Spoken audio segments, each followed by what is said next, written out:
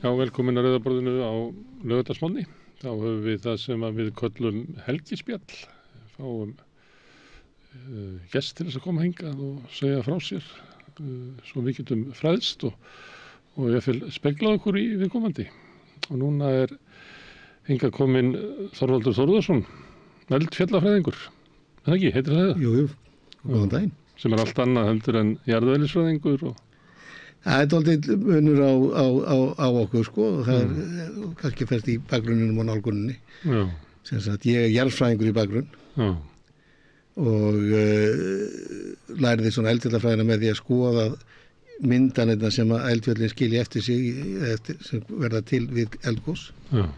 Og hefur reynt að stundar rannsóknir á slíkum hlutum til þess að reyna að skilja hvernig eldfjalli virka. Skoða gömul gos. Bæði gömul gos og fylgjast með nýjum og annað, sko, og svo við náttúrulega horfum líka meira svona í gegnum tíman, langt aftur í tíman og berum saman það sem er að gerast í dag við það sem var að gerast fyrir 1000 árum, það sem gerast fyrir 100.000 árum, gerast fyrir 1.000.000 árum og tökum það allt saman svona með inn í myndina til þess að reyna að hjálpa okkur við túlkunina og við skoðum náttúrulega myndanir sem eru bæði myndast á yfirborði jarðar við eldgos og síðan myndast líka undir yfirborði. Það sem við sjáum. Já, við sjáum ekki á virkum eldgosasvæðum, þá sjáum við það ekki eins og núna út á Reykjanesi. Við erum ekki að sjá til þetta með gosrásina. Við sjáum afleiðinguna af gosrásinu sem er gosopið alveg á yfirborðinu sem að kemur þá og það sem eldgosið er og það náttúrulega verður aldrei eldgos nema að gjósa á yfirborði jarðar. Þú verður að fá kvikun allar upp til yfirborðs. Það er ekki til neitt sem heitir neðanjarðar eldgos. En svona þeir opna svona kvikugangur og kemst ekki upp. Það er innskot. Innskot, það er nærgos. Í fríi það er hluti af öllu kerfinu en það er þá innskot undir yfirborði jarðar. Og skilgreining á eldgosi er það þegar að kvika kemur upp í gegnum. Og þá breytist allt þegar að kvikan hittir andrúmsloftið, breytist á allt. Já, og það er þrýstiléttir og þannig þá það verða ákveðin svona fasaskipti á kvikunni. Og hún er undir yfirborði, þá er þetta vökvi þar sem með allt gasið uppleist í vökvanum og hann er heitur. Og sérstaklega basaltkvika eins og við erum með á Reykjanesi, hún flæði til auðveldlega þar. En leið og þetta kemur upp á nálgast yfirborð, þá er orðið mikið þrýstiléttir og þá fara þessi gös sem eru upplýst í kvikunni, þau fara að losna úr kvikunni, þau get ekki verið lengur í kvikunni og þá fara þau í gasbólur og þá fer kerfið að þenja sig. Því að gasið þeim leið og það er ekkert sem heldur því afturæði, þá þenst það bara út og þessi þensla er mjög hröð og þess vegna fáum við til að háa kvikustróka eða til að sprengja eitthvað sem fá mögulega sprengingar. Það er bara raun og verið þenslan á þessum gösum sem er í kvikunni og þessi meira gas er í kvikunni því öflur verður sprengingosið. Sem er kannski ekki ólíkt og þeirra bara síður í hraðsvöggallinum. Ekki ólíkt því, sko. Þetta er slík breyting. Þú ert að breyta ástandinu á kvikunni. Hún er ekki lengur þessi heilsteypti vökvi og núna er hún orðin gas og svo er hún vökva kannski dropar sem er í gasinu eða jafnvel storknuð kvika sem er í þessu sem mynda þá gjósku. Þannig að þetta er svona, það verður mikil breyting á ástandinu bara þegar kvika kemur nálægt yfirborði og þegar hún er að fara í eldgos. Það ég er náttúrulega eins og öll þjóðin á svona jarðfræðinámskeiði hjá ykkur. Og mér finnst svona gaman að heyra svona munin á hvernig þið lýsið. Og mér finnst gaman að hlusta á þig að því að það er næstu eins og sett að lýsa ykkur svona lifandi skepnu. Þau ert að lýsa eldgosunum og hvað það getur gert. Jörðin er mjög lifandi.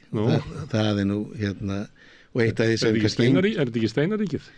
Jú, en það er svo margt í gangi. Og það er nú eitt af því sem ég var alltaf svona fundist alltaf sérstætt við Ísland og eins líka önnur kannski eldgosasvæði sem eru mjög virk. Það er eins og sjáu hlutina gerast. Þetta er allt svo nýtt og fest og þetta er raun og verið að tala til þín á því formi að segja hvaða ferli er í gangi og hvernig hlutirnir er að gerast. og það er náttúrulega kannski einfaldast að það leiðins að lýsa þessu er að allt sem gerist á jörðinni er náttúrulega skrifað í bergmyndanir. Allt sem hefur gerst. Já, allt sem hefur gerst. Og það er skrifað í þessar bergmyndanir sem við sjáum, hvort sem það er gosberg eða setberg eða annað, hvort sem það er eðja á botni úthafsins eða nýtt hraun upp á Íslandi. Og raun og veru það sem okkar hlutverk er að raun og veru að læra að lesa úr þessu sem að jörðin hefur skrifað. Og þannig að þú veist, ef þú skilur ekki eitthvað, þá er bara því þú kannt ekki að lesa. Við ættum að geta séð allt fyrir. Já, ef við skoðum þetta rétt og horfum rétt á þetta, þess vegna finnst mér mjög, hvað var að segja, svona, mér finnst erfitt að heyra fólk sem segir, sko, að skilji ekki þessa hluti vegna þess að þeir séu of flóknir. Það eru yfirleitt þá þannig að við höfum bara ekki raun og veru fjárfest nægilega mikið í því að læra að lesa það sem þetta er raun og veru að segja okkur, því að þetta er allt skrifað þarna. Já, en gallinn við að horfa að skoða eldfjöll og kviku, þú sérð ekkert svo langt onni í jörðina? Nei, og það er það sem þarna kemur munurinn kannski vel í ljós á jarðfræðin og jarðeðlisfræðinni. Jarðeðlisfræðin vinnur raun og veru í núinu og þeir eru meira með svona óbeina mælingar á hlutunum sem er mjög gagnlegt og við getum lagt heila helling á því líka. Sem er gott að sé landrís. Já, þú mælir landrís, þú horfir á fylgis með skjálftavirkni, hvernig hún er að breytast í rauntíma, skilur. Og þeir gasmyndanir eitthvað svoleiðis? Þeir yfirleitt ekki, þeir kannski nota bylgjur eða segumælingar til þess að reyna að sjá kannski hvernig hlutirnir eru núna undir yfirborðinu. Og þetta er allt saman mjög gagnlegt. Þetta er alls ekki hérna og nauðsynlegt að hafa. Þegar þú ert að velta fyrir þér hvort það sé að fara að kjósa, þá lestu þetta líka, eða ekki? Já, jú. Þetta er allt saman mjög mikilvægur upplýsingar. En jarðfræðingarnir, þeir horfa líka sko lengra aftur í tíman. Og í gegnum jarðmyndanir sem að við sjáum hér og þar í landinu á yfirborði, sem hafa myndast kannski fyrir 1000 eða 100.000 eða jafnvel milljón árum eða meira. Og þar erum við sko sjáum við þetta í annari vídd í raun og veru. Og ef þú horfir bara á yfirborði í gosbeltunum sem við erum með núna, þá erum við raun og veru bara að sjá þetta í tvívídd. Þannig að við erum bara að horfa á yfirborðið. Við erum bara að horfa á kvikuna að koma upp. En ef við förum í gömlustaflan, sko, þá erum við að sjá onni jörðina. Þá erum við að sjá hvernig jarðskorpan var á ákveðinu tímum á fyrri tímum. Hvernig hún hefur sýnt sig í sögunni. Já, og þá sjáum við líka, sko, þar sjáum við gosrásirnar, þar sjáum við kvikugeymslurnar. Og við getum rannsakaðar og reynda að lesa í þær myndanir og reyna að ná í þær upplýsingar sem að segja okkur hvernig þessi hlutir mynduðust, hvernig þeir þróuðust og hérna hvernig þau höguðu sig þau voru á virkni þeim. Og þetta er allt þarna. Þannig við bætum raun og veru við þessa tívít sem við erum að horfa alltaf bara í virku gosbeltunum. Við bætum þriðju vítinni sem er dýftin og fjórðu vítinni sem er tíminn. Og þetta hjálpar okkur oft á tíðum við að skynja hvað tvívítin er að segja okkur eða túlka tvívítina. Og svo kemur spurningin Þorvaldur, mun gjósa í kvöld og þá þarfst þú að svara og byggt á þessu og þá býst ég við að sé þannig að fólk bara beitir einhverju sem að náttúrulega þekkingu og geta að lesa þetta. En svo kemur að einhverju sem er næstu svona stundu kallað innsæi sem er ekkert guðlegt. Það er bara byggt á bara reynslu og við vitum það bara þegar fólk eldist og til þess fræða fólk eldist að þá getur að verið með meira innsæi. Það kom hingað daginn hann Aliber hagfræði prófessor sem er 94 ára sem kom hingað rétt fyrir hrun og á leiðinni frá Keflavík ég held að það hafi verið haldið í Odda í háskólanum að þá komst hann niðurstöðu að íslenska hagkerfið var að hrynja og hann sá það á fjölda byggingakrana Þetta svona dæmi þú veist, að með tímanum þá getur fólk öðla svona innsæi á því að skynja einhverja hreyfingu á einhverjum svona kennileitum, sko. Já. Og við gerum það sama, sko. Við horfum á og reynslan alltaf kennir manni líka ýmislegt og hjálpa manni við að túlka hluti sem kannski eru tvíræðir. Ekki það maður, sko, við gerum mistök líka og stundum raun og veru bara kannski er innsæið stundum ekki alveg rétt og þá kemur bara rangt út. Já, og kannski bara það nógu mikið upplýsingu fyrir til þess að hægt að segja nákvæmni. En ég að velta einu fyrir mig sambandi þetta svona með innsæi. Skiptir það máli að hafa séð eldgos? Það skiptir mjög miklu máli og það sem að mér finnst kannski mest í skorturinn á hér er að við erum ekki að fylgjast nægilega vel með eldgosum. Við erum ekki að skráðu nægilega vel og mörgum kannski fyrst þetta skrítið í öllum fyrst að við séum að fylgjast með þess alveg sitt í hvað. Við erum að standa okkur vel, það er ekki það og það er verið að gera heilan helling. En við getum gert betur og það eru margir litlir þættir sem var hægt að fylgjast með betur. Þó séum við með marga myndavélar, þá þær bara að horfa á eitt sjónarhorn. En því fleiri myndavélar sem með, því fleiri eru sjónarhornum því betra.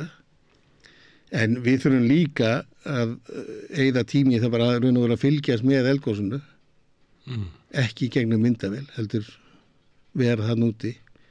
Því að það er allt öðru reynsla þegar þú ert að sjá hlutina ekki gegnum bara eina linsu, heldur þú ert að sjá þá til hliðar og fyrir aftan þig og annað og eins líka það er önnur skinnfæri sem með, það er lyktin, það er hreyfingarnar sem er í umhverfinu og annað og eist ekki hvernig gosmökkur hegða sér.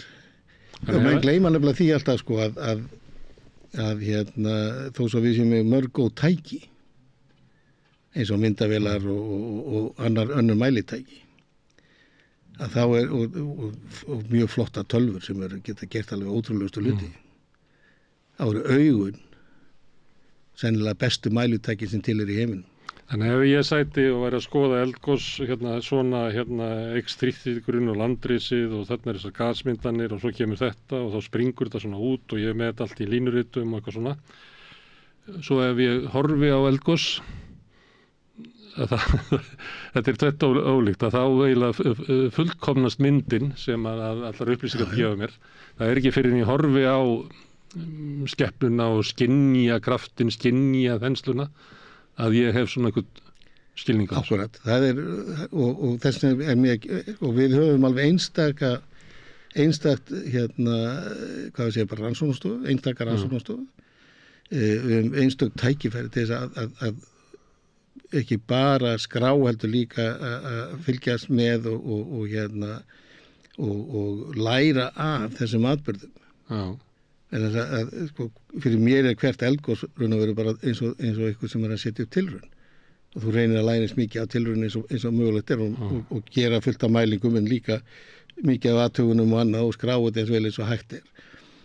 Og það kannski sem vantar einn af stóru þáttunum vantar núna hjá okkur er að það er engin stað þar sem öll þessi gögn fara á eitt stað og það er engin stað þar sem er þetta ekki á Veðurstofunni að sumu leyti það er mikið af gögnum sem er það en samt sem að það er mikið af athugunum og mælingum og annað sem er gert sem fer ekki inn á Veðurstofu og þannig að eitt af því sem að þetta þarfa verkum nútímans og til þess að byggja framtíðina og sjá til þess að Íslands samfélag búi vel í framtíðin er að við búum til gagnabanka þar sem öll gögn sem eru búin til á Íslandi skiptir engum máli hvernig þau eru búin til þau fara þangað inn, þau eru geymt þar og þau eru gerð aðgengileg þar þannig að kynslóðir framtíðar þau hafa aðgengi að þess að geta skoða þetta og nýtt sér það og þetta skiptir mjög miklu máli það er að þú hugsa skipulag og líka menn vilja fara að skoða bæði byggðaskipulag og annað eða hvernig breytingar á náttúrunni hafa verið þessar svona, kannski ekki þessar snöggubbreytingar þessar hægfara breytingar sem er alltaf í gangi og hvaða áhrif þær hafa á bæði samfélagið og dýraríkið og annað. Þú ert að hugsa að allir hafi svona aðgengi að þessu þannig að þetta er að vera opin gagnabanki. Eins og tók ég viðtal við þig og svo byrjaði að gjósa bara 5 mínútum eftir, þannig að við endurtókum það og þá tókstu þér smá tíma til þess að fara inn og lesa ykkur gögn í ykkur bara 7 mínútur og þá gæstu svona sirka síðan hvað var að gerast. Já, maður læri náttúrulega að lesa á, þú veist, þessar mælingar sem gerðar eru. En þá er mikið atriði að það sé allt sem í boði sé aðgengilegt á einum stað. Já. Þannig að hvers sem geti skoða þetta. Já, og ég vil alltaf hafa þetta allt saman opið og hérna, en það er líka, sko, ef maður hugsa eðlisfræðileg ferli eða jarðfræðileg ferli, eða efnafræðileg ferli, getur ekki að hugsa svona ferli, þá er ekki nóg bara að geta sett upp í starffræðijöfnu. Þú líka geta að sé þetta fyrir þér. Það er jafn mikilvægt í eðlisfræðinni að sjá fyrir sér ferli sem í gangi eins og að geta reiknað eitthvað út. Því að skilningurinn á því hvað í gangi, hann ekki bara í starffræðilegum tölum. Ekki bara í módelinu. Nei. Og það annað sem við verðum að passa okkur líka á. En þetta er myndið áhugavert, sko, því það er að mæla alveg ótrúlega hluti. Og þannig að þú getur séð miklu meira heldur að þú getur séð. Ef þú ert að segja að sú mæling, að hún verði ekki svona, nýtist ekki, fyrir að þú mætir á staðinn, með þessa þekkingu í hausnum og skinnir þetta. Þótt að þú hafi bara þessi 2 augu og þetta nef sem að í sjálfum sér ekkert sérstök merkilegi skinnfæri. Nei, en þau hundurinn betri en þú í nefinu. Já, hann betri í nefinu, en augun eru alveg ótrúlega gott mælitæki. Já, og ótrúlega nákvæmt mælitæki. Miklu betri heldur en tölvur þegar kemur til þess að skoða. Þú ert miklu fljótar að skynja raunverulega hvað er að gerast, bara þú horfir á strókana að myndast. Já, og eins líka þau sem maður horfir á þunnsneið bara á steindir í bergi, í smásjá. Ég er miklu betri en talvan að greina steindirna sem þar. En þess að talvan hún er bara 1-0-1-0-1-0 og sama steindin getur haft kannski 15 mismunandi litaafbrigði. En ég þekki það bara út af því ég er búin að skoða þetta áður og átta mig á að þetta er þessi steind. Þá get ég átta mig á bara svipstundu að þetta er allt saman ólivín sem er ein steind sem er mjög algengi í íslensku gosbergi.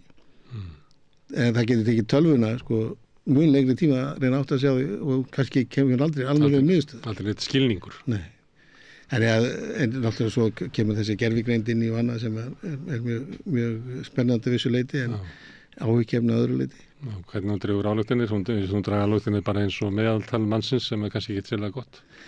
En mér finnst þetta mikilvægt að tala þetta vegna þess að við erum með alls konar rannsóknir á samfélaginu hvernig fólk hefur það og allt fleira og það er að verða sífellt meira af því sem við erum að tala er byggt á einhverjum rannsóknum og meðaltal skuldir heimilana og alls konar svona hlutir, þú kannast við þetta og það þess að nefndi ég hann Aliber sem er sko hagfræðingur en getur lesið með að horfa á samfélagið þess að takir bara þekkingun og geymir hana til þess að verða læsari en ekki það að þekkingin verði sko niðurstaðan eða að hún komi með svarið. Þannig að þurfi alltaf þessa sko mannlegu skynjun.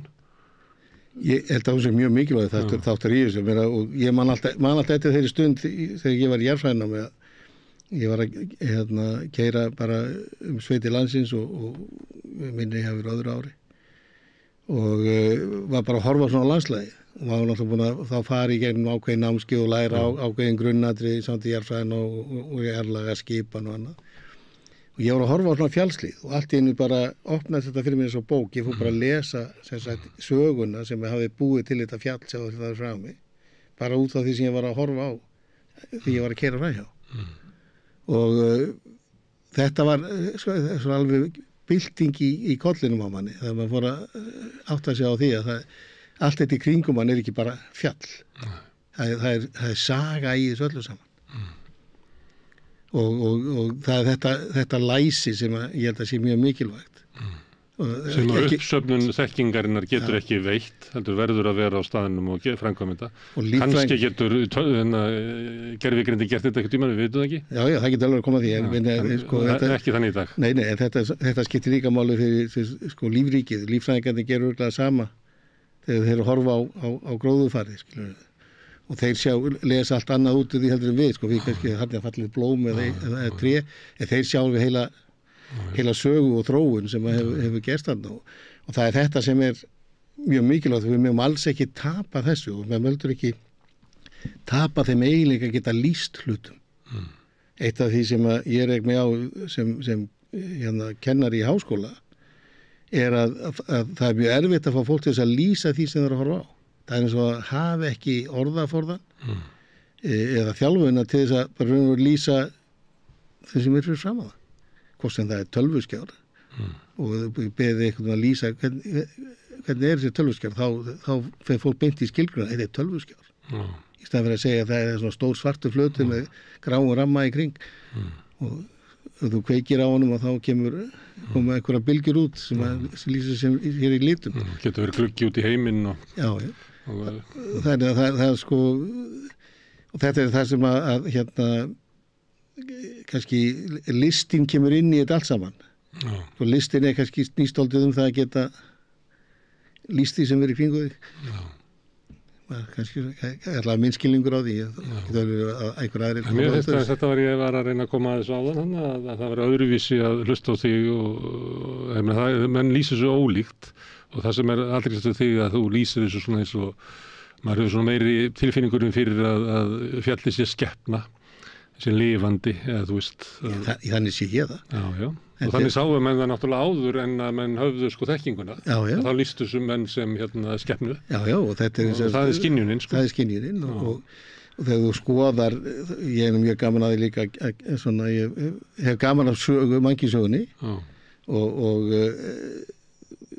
svona í seinni tíð svona kannski snúð aðeins að meira að sögur sem tengist á eldvirkni á fyrir tímum og annað. Og til dæmis bara sköpunarsaga Hawaii eða Sandvíkureyja eins og Hawaiiarnir segja það, sko, að hún er rétt í stórum atriðum. Hvernig er hún? Já, það er þannig að Pele, hún fór, var að leita sér að heimili og Pele er eldgosagyðjan og hún fór frá einni eyju til annarar, enda með því að stoppa á stóru eyjunu og þar settist hún að. Þannig að... Og þar gís ennþá? Þar gís ennþá og það er hennar loka heimili. En hún fór á allar hinar eyjuna. Þeir áttuðu sig á því, ef þú bara horfir á þetta svona hlutlaust, þá áttuðu sig á því að það er aldursröð á þessu. Þetta elstu myndarinnar eru lengst í burtu. Þar var Pele fyrst.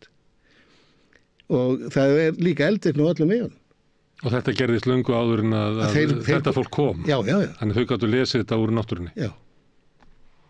Þetta er... Og ályktunin, þú myndir ekki skrifa upp undir ályktunin að þetta væri Pele, eða hvað? Já, Pele er þá bara myndrætt skilningur á það sem við köllum möttulstrók í dag. Sem er rótin að þessari vitni sem er hérna á Hawaii. Og þetta gat fólk bara með innsæinu? Já. Þannig að það hefur raunverulega ekki neina svona klassíska þekkingu eða hvað við maður kalla það. Nei. Og það er svipuð saga hjá Mári á Nýja-Sjálandi. Og þeir enduðu bara á Hvítueyju sem er eitt virkasta eldfjallið þarna norðarlega á Nýja-Sjálandi eða í Bay of Plenty. En þegar það gís einhvers staðar, langar þið þá að fara og skoða? Alltaf. En það maður veit það náttúrulega að maður kemst ekki á alla staði. Ég er náttúrulega verið mjög heppinn á minni lífstíð hvað þetta varði. Fyrsta eldgos sem ég sá var 1963. Það var Surtsey. Ekki það ég hafði eitthvað vit á eða löngun sem var eldfjallafræðingur þá og það kom löngu seinna, sko, en ég sá líka 1970. Hvernig sástu Surtsey?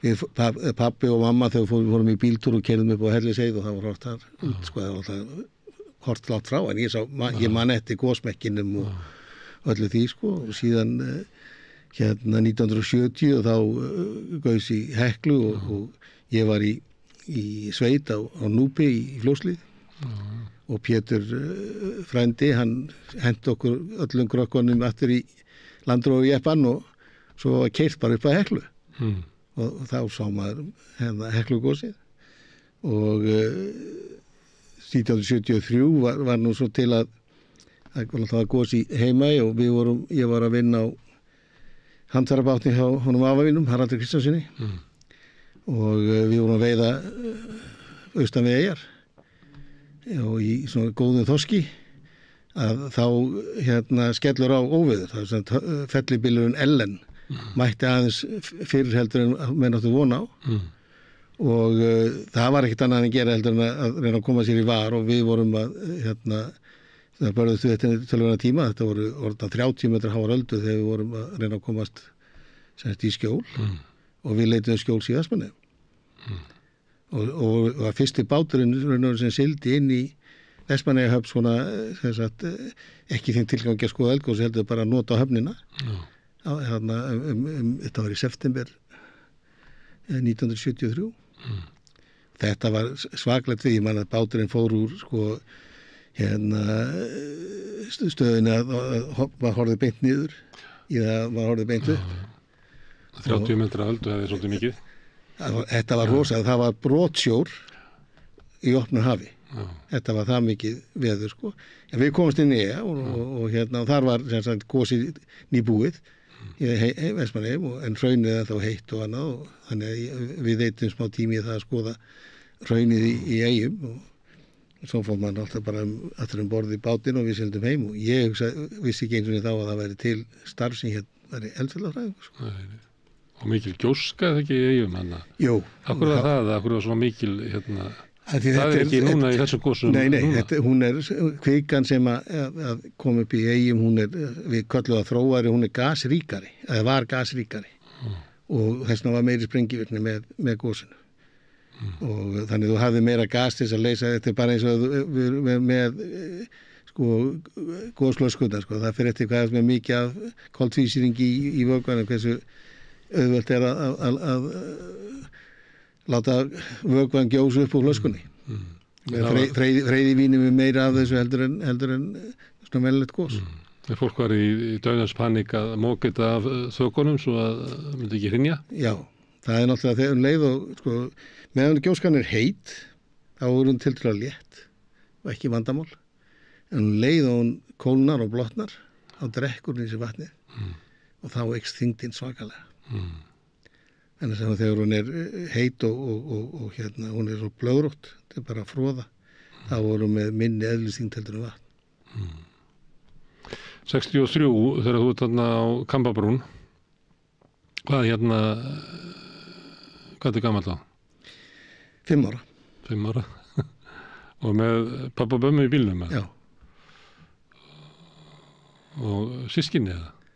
Eitt bróðir, hann var systir mín var ekki fædd en bróðir mér hann fædd í 61 og hérna ég man ekki hvort hann var með eða ekki ég man bara alltaf eftir þessu góðsbekki sko sem er svona þetta lifir í minningunni einhvern veginn Þú voru að segja mig frá fólkinu í bílnum frá foreldrunum Já, faðir minn Þórður Haraldsson, hann er náttúrulega sonur Haraldar Kristjánssonar skipstjóra á Sjóla. Á Sjóli er 18 sem ég var á, til dæmis þegar við vorum að handfæranum hann. Og Ragnheiðar Erlendsdóttur, sem að hérna, kannski skemmtir þetta að minnast á það, hún er fædd á Hlíðarendi í Fljótslið og kemur það nú sveitinni. Pappi var hússkólabólstrari og hans er góður í því og svo hérna en ríkið í stólunum fór svakalega í hendurnar á hann og það var með XM og hérna þannig að hann fór svona færði sig hægt og rólega yfir í húsasmíðar og það var svona sem hann dundaði sig við svona seinni hluta ævinnar og að vinna í því og byggja hús og annað ég man eftir við fórum hérna svona ég kannski sennilega verið eina af þeim fyrstu sem fórum í Bláa lónið af því að þá var náttúrulega engin uppbygging þarna, heldur bara var þetta affallið en þá hafði frést að það væri gott fyrir húðina fyrir eksemisjúkling, þannig að við fórum hann svona nokkuð reglulega til þess að því að pappi var stundum dálítið slæmur í ekseminu. Og virkaði bláan? Það virkaði mjög vel, já. Það skipti miklu máli. Hvernig áttaði fólk sig á þessu? Ég veit að það var eitthvað sem áttaði sig á þessu, þetta bara fréttist og við fórum bara. Við vorum pappa átti Volkswagen Bjöllu þá og maður þetta skiptum í fara úr fötunum í sundskýluna inn í Volkswagenunum. Það var stundum skemmtileg æfing. En svo móðir mín, hún Halla Sigurður Þorvaldsdóttir, hún er fædd á Siglufirði og dóttir Skarphéðins og Kristínar. En hún er ein af 21 systkini.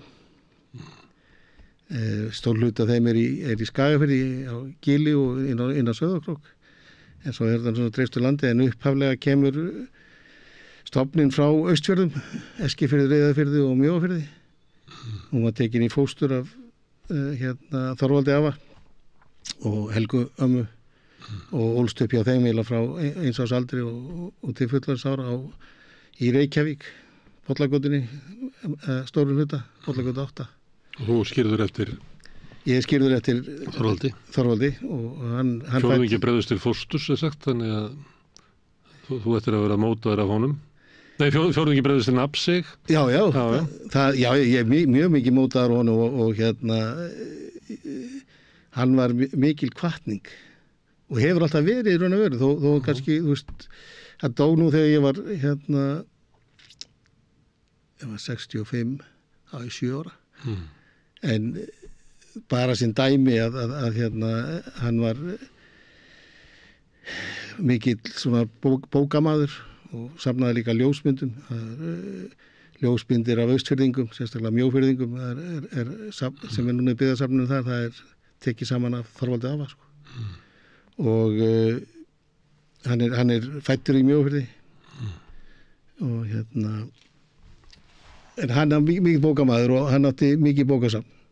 Hann var með skrifstofu eða svona aðstöðu heima þar sem hann var með alla bækurnar og sína vinnuaðstöðu og ég var eitthvað sem polla þvælast þarna inni og var eitthvað fikt í bókunum og þá sagði hann við mig þegar þú ert búin að læra að lesa þá máttu taka hvaða bók sem er hérna inni og lesa hana en ekki fyrr og ég var þá 6 ára að byrja í Ísaskóla. Ég var honum læs á innan við mánuði. Það er komast í þetta. En af hverju tóku þau móðina að sér? Það var 21 barna, það var náttúrulega gerði svo sem að það var bara létta á ómeðvinni að það var tekin börn í fóstur. Jú, og það er kannski þannig að Kristín amma og Skarphéðin afi þau skildu. Já. Og týstu þetta hópurinn eða? Þá voru þau með 6 börn og tvístræðist að sumu leyti. Það voru sem þeirra voru eftir með Skarphéðinni, önnur fóru með Kristínu ömmu og hún var náttúrulega bara einstæð og það var erfitt hjá henni að ná svona saman endum. Og hún var dættuð úr Reyðarfirði og Eskifirði, Svínaskála það er rétt fyrir utan Eskifjörð og Austfirðingar eru yfirleitt Austfirðingum góðir þannig að þetta var nú bara þannig að æslaðist þannig að þau tóku hann að sér. Þau voru með annan fósturbarn sem var Geir Þorvaldsson sem er pabbi Martins Geirssonar og Þorvaldar Geirssonar körfuboltamanns, Martins Geirssonar fótboltamanns og þeirra systkina og þetta er náttúrulega okkar frændfólk líka þó að þetta sé kannski ekki blóðskilt sko. Og já, þannig að það var til og ætluðu móðina, er hún Þorvaldsdóttir? Já, hún er Þorvaldsdóttir og þau ætluðu hana og ég man alltaf, við byggum fyrstu árin hann í kjallaranum á Bollagötu 8 og þetta er svona mjög góðar minningar frá þeim tíma. Afi ferðaðist svolítið mikið, hann kom alltaf með glaðning heim svo kúrekabúning frá Bandaríkjunum og körfubolta. Hver er munurinn á Skarphéðinni afa og Þorvaldi afa? annar blóðaviðinn og hinn uppeldisali. Fyrir mér hann eiginlega engin. Ég þekkti náttúrulega Þorvald að var betur þó það hefði verið í styttri tíma. En fyrir mér þetta allt saman hluti af sömu fjölskyldunni. Sko. Og allt þetta frændfólk, hvort sem það í föðurætti eða móðurætti, það stendur manni mjög nærri og manni þykir mjög vænt þau öll sömul. Þannig að það ekkert verið, allavega ekki í mínum huga, engin skipting þarna á milli. Nei. Þetta mamma var ættleidd og það svona sögur í fjölskyldunni þegar af hennar, eða pappinar, blóðpappinar var að svona reyna að hafa samband og hún líka forvitin fyrir honum á svona tímabili. Já, það var alltaf gott samband sko. Og þó svo að mamma væri ættleidd þá fórum við í heimsókn til Kristínar ömmu þegar hún bjó í Vesturbænum. Það var kannski aðeins minnum að heimsækja Skarphéðin af því hann var bóndi á Gíl í Skagafirði og það var nú svona, menn á þessum tíma voru ekkert að skreppa í Skagafirði sko. En hann Helgi bróður minn, hann var nú í sveitar hjá þeim sko, og tengdist þeim kannski mjög betur heldur en ég hef gert. En þetta allt saman sko, hvernig maður orða þetta, við erum alltaf í sambandi þó kannski sé ekki við svona tíða samgöngur en þá það allt samt sem áður og maður heldur sambandi við allar hliðarnar á fjölskyldunni. Já. Og afkomendur þess að 21 systkina. Þetta ansi stór hópur. Já, það og mjög fengulegur hópur líka og þetta náttúrulega mjög gaman að fylgjast með hvernig þessu fólki vegnar og í lífinu og hvað þau eru að taka sér fyrir hendur og annað. Mamma þín ólst upp í Reykjavík. Já. Og pabbi þinn? Hann fæddur í Sandgerði. Já. Og var þar til 8 ára aldurs ef ég held ég fara örugglega með rétt mál þar. Þá flutti á Hverfisgötunni í Reykjavík. Og hann tvíburabróðir sko, þeir fræðinni þarna yngstir tvíburarnir, Guðmundur Haraldsson sem var lengi á Brunamálastofnun og í slökkviliðinu í Keflavík. Þeir reynda báðir lærðir húsgagnabólstræsi. Síðan alltaf hann að pabbi átti sískin sem eru Kristján Haraldsson, Valdimar og Gunnar Valdimarsinnir sem voru hálfbræður og frá fyrra hjónabandi ömmu og svo Marinella Haraldsdóttir sem var systir þeirra sem að já, og þetta var nú bara mjög stór og fönguleg fjölskylda sem heldur dálítið vel saman. Já. Og sama gildir móðurmegin sko. Þannig að þú fæðist inn í svona stóra ættbóga. Já, og það er svona kannski lýsandi hversu stórt þetta í raun og veru og maður svona, eftir sem maður eldist alltaf sem betur aðeins á þessu, að það er stór kjarni í fjölskyldun, hann úr Skagafirðum og Skagafirðingar. Annan kjarni, hann Austfirðingar, sem Reyðarfjörður, Eskifjörður og Mjóafjörður. Þriðji kjarnin, það Fljótshlíðin og yfir í vestur Skaftafellssýslur. Og fjórði kjarnin Snæfellsnes. Það eru öll landshornin. Vantar Vestfirði? Já, vantar Vestfirðin reyndar. Ég held að Vestfirði þykir það eiginlega að vera úrslitaratriði. Já, það er alveg örugglega, ég get örugglega fundið einhver ætt að tengst ákvað yfir, sko. En þannig að þetta er svona, það eru sumir sem koma bara frá einum landshluta. Einhvern veginn hefur maður, og svo náttúrulega, maður náttúrulega taugar, mjög sterkar tauga til allra þessa svæða, sko. Það varst að tala sko söguna, þú er áhuga sögu og þú ert læs á land og þú ert jarðfræðingur, þannig að þú er líklega farið all land, eða ekki? Meir og minna, jú. Já. Þegar þú ert að því, ertu svona meðvitaður svona forsögu þinnar fjölskyldu? Já, og ég... Þú ert líka að lesa hana, þú ert að lesa hennar manngerðu sögu líka. Já, og eina ástæðan fyrir því að ég náttúrulega verið að tengstoltið Breiðdaluna undanfarin ár og Breiðdalsvík og það sem hefur kallað Breiðdalssetur sem er svona sjálfsegnar vísindasetur sem hefur verið að vera að halda utan gögn og upplýsingar sem tengjast þá jarðfræðina svæðinu í gegnum George Walker sem var fyrstur að fara á kortleggja skipulega sem sagt jarðlagastaflan á Íslandi og kenndi okkur að vera að kortleggja og svo náttúrulega Stefán Einarsson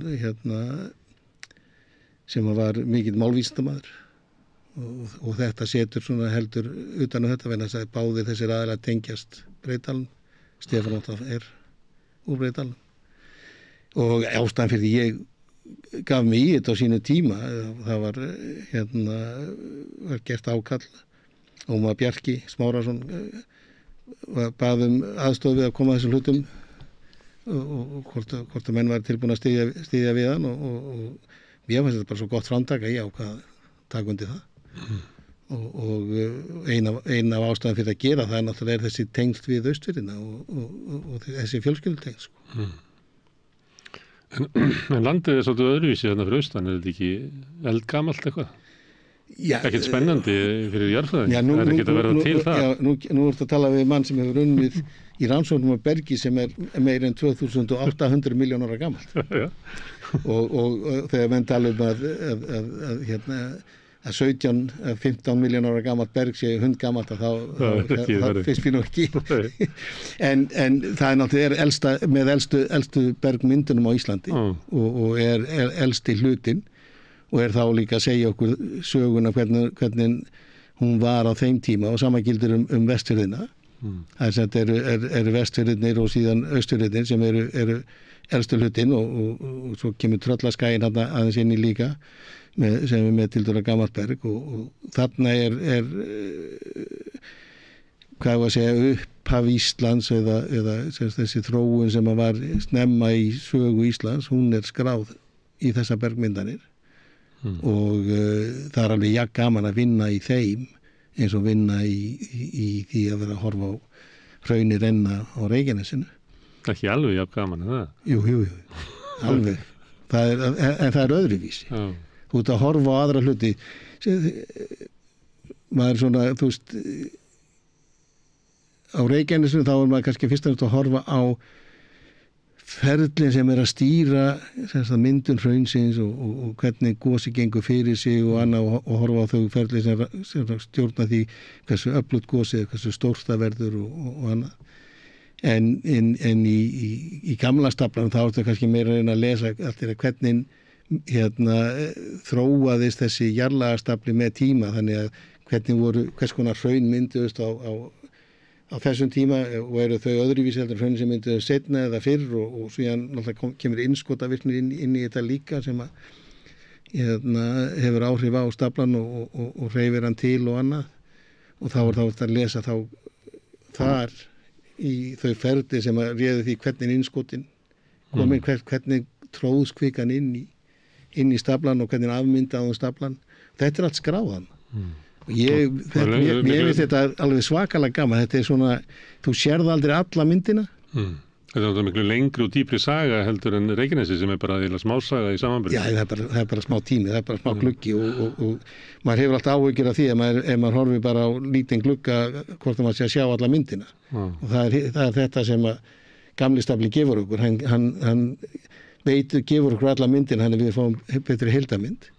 En þetta er líka þetta er kannski eitt af því skemmtilega við jarðfræðina að þetta er svona dálítið eins og vera rannsóknarlögregla og þú ert með ákveðnar vísbendingar og annað, þú ert þannig að setja þetta saman í heila mynd og það er ekki nóg að raða myndinni saman heilt heldur verður líka að setja tímaröðina rétta og þannig að mér finnst þetta mjög gaman. Já. En áður en ég held áfram með söguna þína, þá þurfum að tala um Austurfirði og þessu eldri og Vestfirðir og Tröllaskaginn. Má ég ekki spyrja bara eins og 5 ára, af hverju er Ísland þarna á þessum stað? Af því að við vitum að það er þarna þessi flekaskil, en það er ekki svona eyjar á þessum flekaskilum. Af hverju er Ísland þarna? En það er mjög góð spurning og flesti myndi segja að það er vegna þess að það er möttulstrókur undir Íslandi og eins og hvernig menn hugsa það er að þá djúpt í yðrum jarða, við erum að tala þá kannski á meira en 1000 kilometra dýpi og jafnvel alveg niður að mörkum möttuls og kjarnajarðarinnar að þar er 1000 kilometrar er það svona eins og frá Reykjavík til Bergen eða eitthvað? Hvað er 1000 kilometrar? Já, 1000 kilometrar eins og cirka það? Já, cirka Reykjavík. Það er svolítið langt? Já, það er svolítið langt. Ok. Og þið er nefnilega svolítið vandræði með ykkur hérna, sérstaklega þegar að tala um tíma, að þá er þetta svo rosalegt tímaspann að maður þarf eiginlega svona maður þarf að reyna að setja þannig að fólk átti sig á hafa eitthvað viðmiðun. 1000 kilometrar, það er Bergen og það er þannig að hérna, ef við förum allarleiðin niður úr, þá erum við komin í rétt yfir 5.000 kilometrar eitthvað slags. Og þannig að þetta er nú, jörðin er sæmilega stór. En þarna niður í þá er efni sem er, hefur safnast fyrir og er léttar heldur en umhverfið sitt. Og vill fara upp. Það vill fara upp. Og þó svo að ef við myndum horfa á möttulinn, svona bara eitt augnablik, þá myndum við halda að þetta væri fast berg.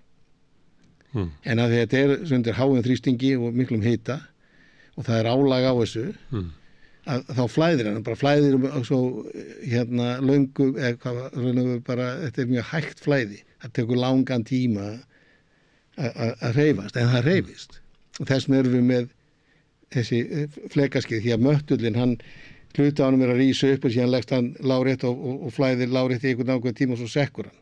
Þetta sem hann er heitur og gasríkur, þar rís hann.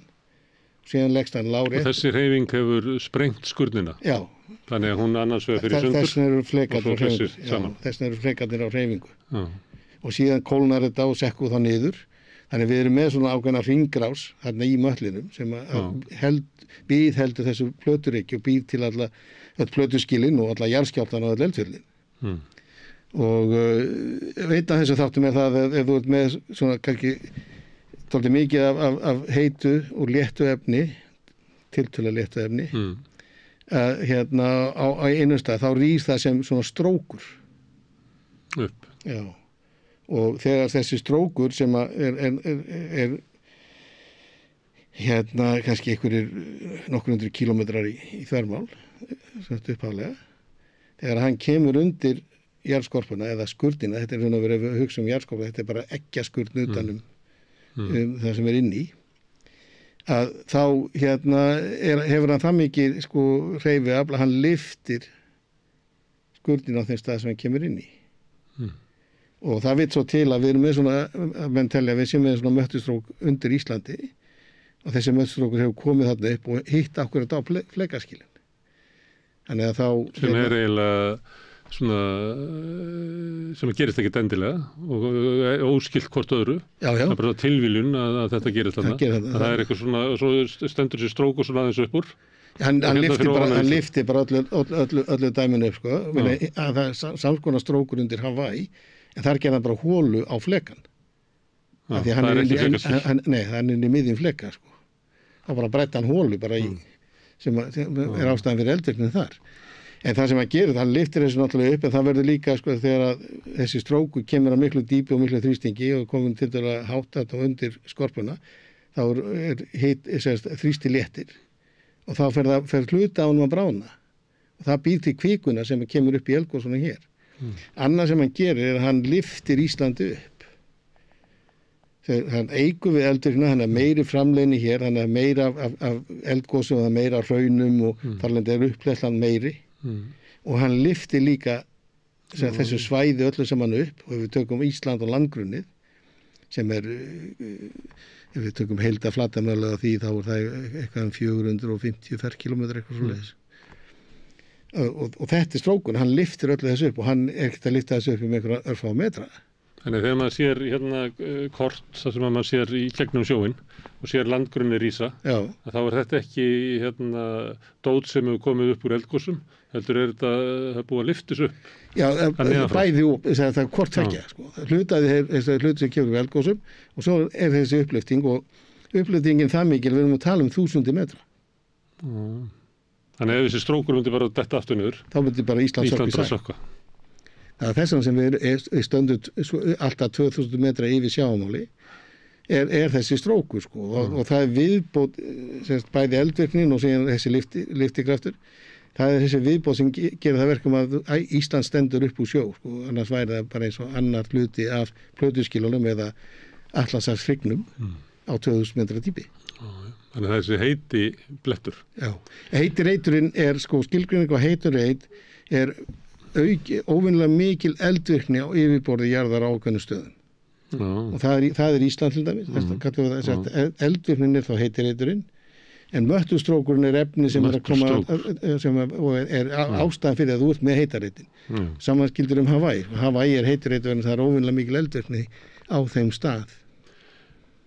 En nú eru flekaskil og það er að fara í sundur. Heitireiturinn, hann veit ekkert af þeim flekaskilunum. Hann er ekkert þarna út af flekaskilunum. Hreyfist hann eitthvað með þessari hægu hreyfingu þarna niðri?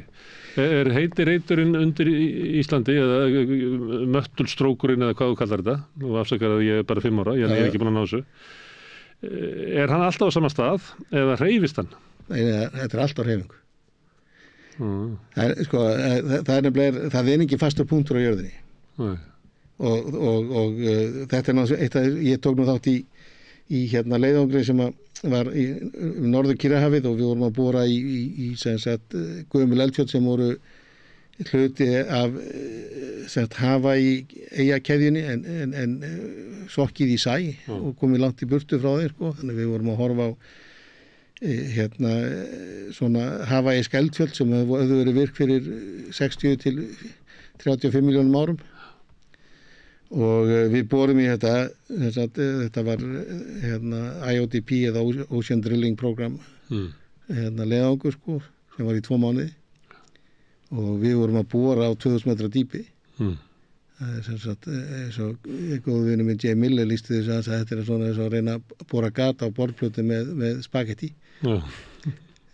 Og en við fórum boruðum við 1000 metra djúpar holur og náðum í sínu og síðan greindu við ákveðna hluti í þessum bergi og þar á meðal staðsetninguna á möttustróknum eða heitareitnum Hawaii með tíma, hvort hann hefði alltaf verið á sama stað eða hvort hann hefði hreyfst og við komumst að því að hann hefði fært sig til 17 breiddargráður á þessum tíma sem við vorum að 17 breiddargráður, það er svolítið mikið ekki? Það er svolítið mikið.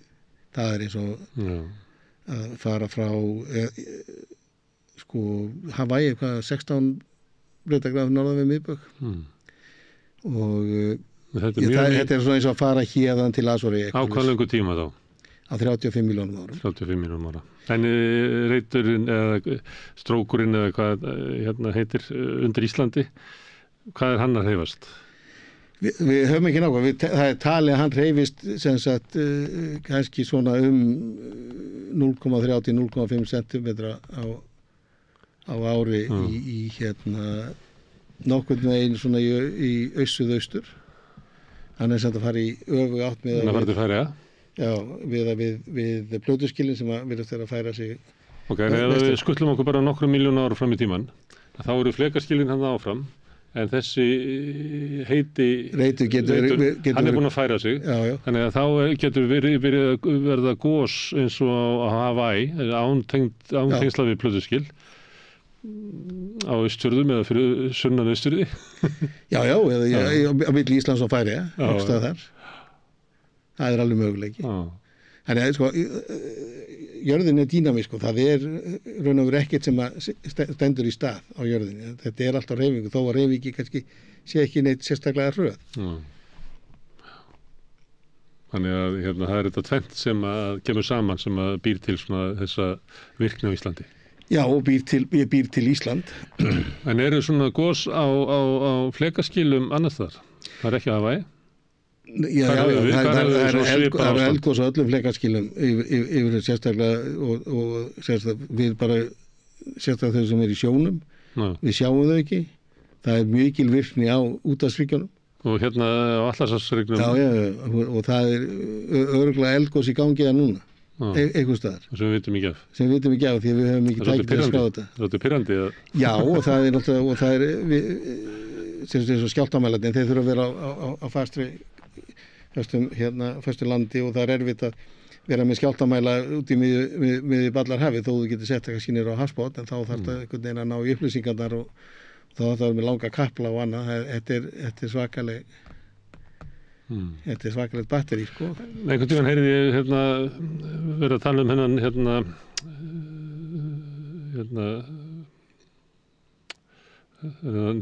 hita undir Íslandi og hann væri að færast að maður geti séð að Snæfellsnes hafi einu sinni verið virkara en nú er Reykjanes virkara en það er að verða til eiginlega annað svona fyrirbrigði sem er eiginlega frá Eyjafjallajökli út í Vestmannaeyjar og út í Surtsey. Þannig að maður geti ímyndað sér það ef þetta heldur bara áfram, að þá fengjum við eitt svona Reykjanes þar út. Já, það er alveg möguleiki á því, sko.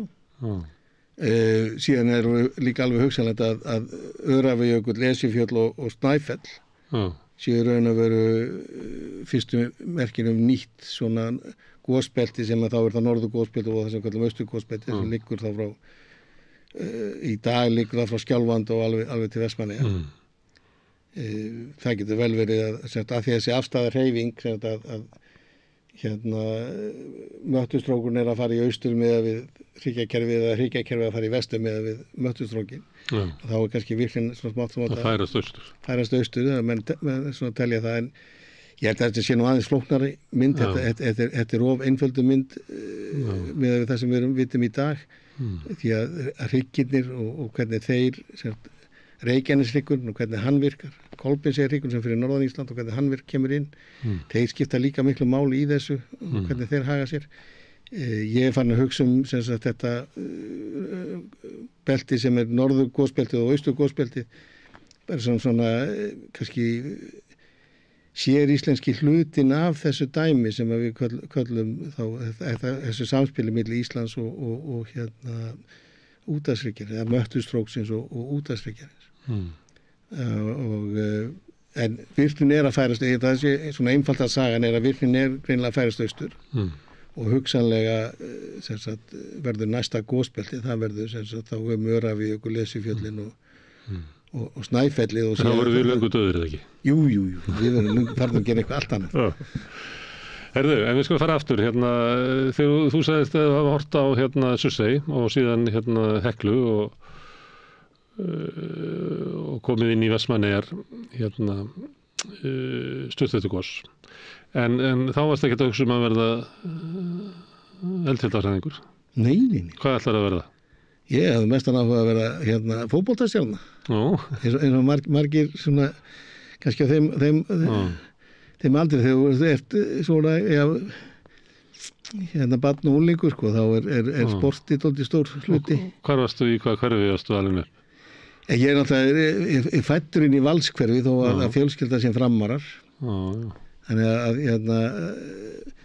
það er náttúrulega mjög sterkt framarablóð í fjölskyldinni og maður hefur rest það en maður er svo sem alltaf haft tauga til valsarana líka vegna þess að maður ólst upp með mörgu þeirra þetta fyrstu árin. Varstu góður í fótbolta? Ég var svona skítsæmilegur og en maður hafði náttúrulega kannski stóra drauma. Ég var náttúrulega gerði mér þetta ekkert auðvelt fyrir mig. Ég tók upp á því að vera í marki og ég náttúrulega bara bölvaði tittur. Þannig að ekki alveg rétta byggingalagi til þess að vera markmaður. En maður reyndi og það er náttúrulega svo bara kom í ljós að maður hafði ekki skapgerð fyrir fótbolta. Ég var alltaf skapstór og það átti til að svona missa stjórn á hlutunum. Þeir sem að velja að vera í marki eru oft svona sjálfstæðir en hinnir sko? Já, það þarf dálítið kjart til þess að vera markmaður. Það segist alveg eins og er og maður svona sem lent í ýmsu sem markmaður sko. En það var mjög ástæða líka alveg æðislega gaman. Ég er alveg viðurkenna það, þetta er eitt af því skemmtilega sem ég hef gert. Ég er svo náttúrulega fluttur við í Garðabæinn og eftir svona smá brölt fram og tilbaka í Reykjavík og Kópavogi þá 1967 þá fluttum við inn í húsi sem pappi byggði og pappa og mamma byggðu á Sunnulautinni. Já. Það var fyrsta húsi sem var flutt í á Sunnulautinni sín tíma og það er kannski skemmst frá því að segja það þetta alltaf mikið af þessi gert af vanefnum eins og var oft þá sko. Já, flutt inn áður en að voru konar hurðar og það gleri var sett í gluggana daginn eftir við fluttum inn. Já. Ég man að fyrsta nóttina á Sunnulautinni þá sló plastið alltaf fram og tilbaka og hérna. En við áttum bara mjög góða tíma hérna á Sunnulautinni og fóruður minni byggu þar það sem eftir var. Já. Þá heitir þetta Garðarhreppur eða ekki? Jú, og þetta alltaf langt upp í sveit, það skildi enginn í hvað erum að gera þegar að flytja hann upp í sveit. En það var hraun hann fyrir aftan, Vígustalækur hann fyrir beint fyrir neðan og við lékum okkur mikið í þessu hrauni. Og því ég tók nú fyrsta bekk menntaskóla utanskóla og var að lesa undir jarðfræðiprófið. Þá tók ég jarðfræðibók Þorleifs og labbaði út í hraun og settist í einu lotu þar, laut þar segi og satt þar bara og las bókina. Og það var sól og fínt veður þetta var í maí og hérna þannig lærði ég jarðfræðina semst í laut út í hrauni. Já. Þetta eru haft ári á því fyrst manst þetta? Já, þetta hafði... Þannig þið fannst eitthvað spennandi við jarðfræði? Mér var gaman að vera úti. Ég hafði raun og veru mjög, og ég hafði mjög gaman að jarðfræðinni þó ég náttúrulega naut þess ekki í menntaskóla að fara í tíma, af því að ég hef aldrei gert hlutina eftir beinubrautinni. Akkur varstu utanskóla? Af því ég fór í iðnskólan og byrjaði að læra rafvirkjun. Og svo var ég svona komin vel á veg þarna það haustið og þá fór ég svona að hafa þetta, ég tók landsprófið og það gekk bara mjög vel og fór í gegnum það með ágætum og hérna en ákvað að fara í iðnskólan og þeim langaði að læra rafvirkjun en svo kom það að renna með tværgrip kannski langaði að gera eitthvað meira heldur en bara rafvirkjun og hérna sagði þetta eitthvað við pappa og hann sagði okkur ferðu bara ekki að tala við hérna rektorinn eða skólastjóran í Flensborg og sjá hvort þú getur tekið fyrsta bekk menntaskóla utanskóla. Ég gerði það og fór að tala við Kristján Bessa og hann sagði, jú, ekkert mál, þú voru bara að taka stafsendingaprófið og ná því fyrir jól, annars er þetta allt í góðu lagi. Og ég gerði þetta, þannig að ég kláraði þetta hérna fyrir hlutan hérna í þessu viðnámi í skólanum og fyrsta bekk menntaskóla saman tíma. Og það bara gekk alveg ágætlega. Og svo árið eftir? Þá fór ég í menntaskólan í Flensborg og útskrifaðist þar. Og slepptir rafvirkjunni? Já, slepptir rafvirkjunni og hérna en þetta voru nú ár svona sem að þannig sérstaklega árin á öðru ári í menntaskóla og alveg þangað til að ég útskrifaðist í menntaskólan það voru nú svona ár sem voru frekar óstöðug. Í þínu lífi? Já. Af hverju? Það voru bara ýmsar ástæður fyrir því og bæði hérna svona, hvað var að segja, maður var að finna sig sjálfur þessu leyti. Voru margir árekstrar í því og við þá eldri kynslóðina. Og það var ekki mikið stöðuleiki heldur heima við á þeim tíma og þetta var bara erfiðu tími og maður var ekki í góðu jafnvægi sálarlega sko. og hérna hann hefði getað svo farið til að brugðist til beggja vona raun og veru á þeim tíma því að þetta var svona mikil upprót og þannig að ég rétt komst í gegnum menntaskólanum. Þetta er uppbrotstími, hvenær ert þú 16 ára? Ég er 74. 74, þetta er uppbrotstími mikill. Já. Þannig að talaðu stundum að 68 á Íslandi sé 74. Það kom allt svona aðeins svona seinna, það sé eiginlega kynslóðin sem að er svona eiginlega 68 kynslóðin. Því að 68 kynslóðin er eiginlega bara Davíð Oddsson og Ólafur Ragnar og félagar. Það er eiginlega 74 þá er MT til dæmis í Reykjavík og sú kynslóð. Ég var nú talaði síðast við Einar Má Guðmundsson sem er svona þessari kynslóð. Já. Og þetta var oft dálítið hit í málun líka, sko. Uppreisn gegn börnin vildi ekki verða eins og foreldrarnir. Nei. Sem var ný stefna í lífinu. Já. Þetta var dálítið þannig og svo bættist náttúrulega bara alls konar aðri hlutir ofan. Ég var byrjaði nú á sjó 14 ára. Var á sjónu þannig ég var 16, sumurinn. Fyrst hjá afa á handverðunum, það var bara mjög góðu skóli og frábær reynsla. Maður fór bara, þegar maður var búinn í skólanum, þannig miðjan maí, þá var maður komin bara daginn eftir borð í bátinn og svo fór maður ekki til land fyrir í lok september. Þannig að þú veist þetta...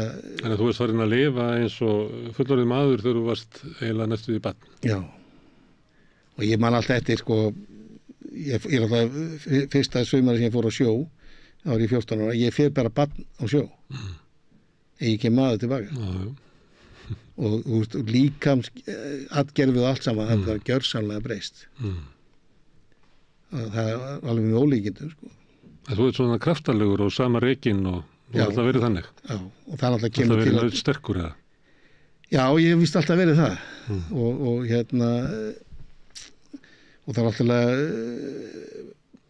vera hérna á sjónum, það er náttúrulega styrkti mann svakalega á þessum tíma. En fannst þér þú ekki svona tilheyra almennilega krökkunum á þínum aldri? Það væri svona skjön?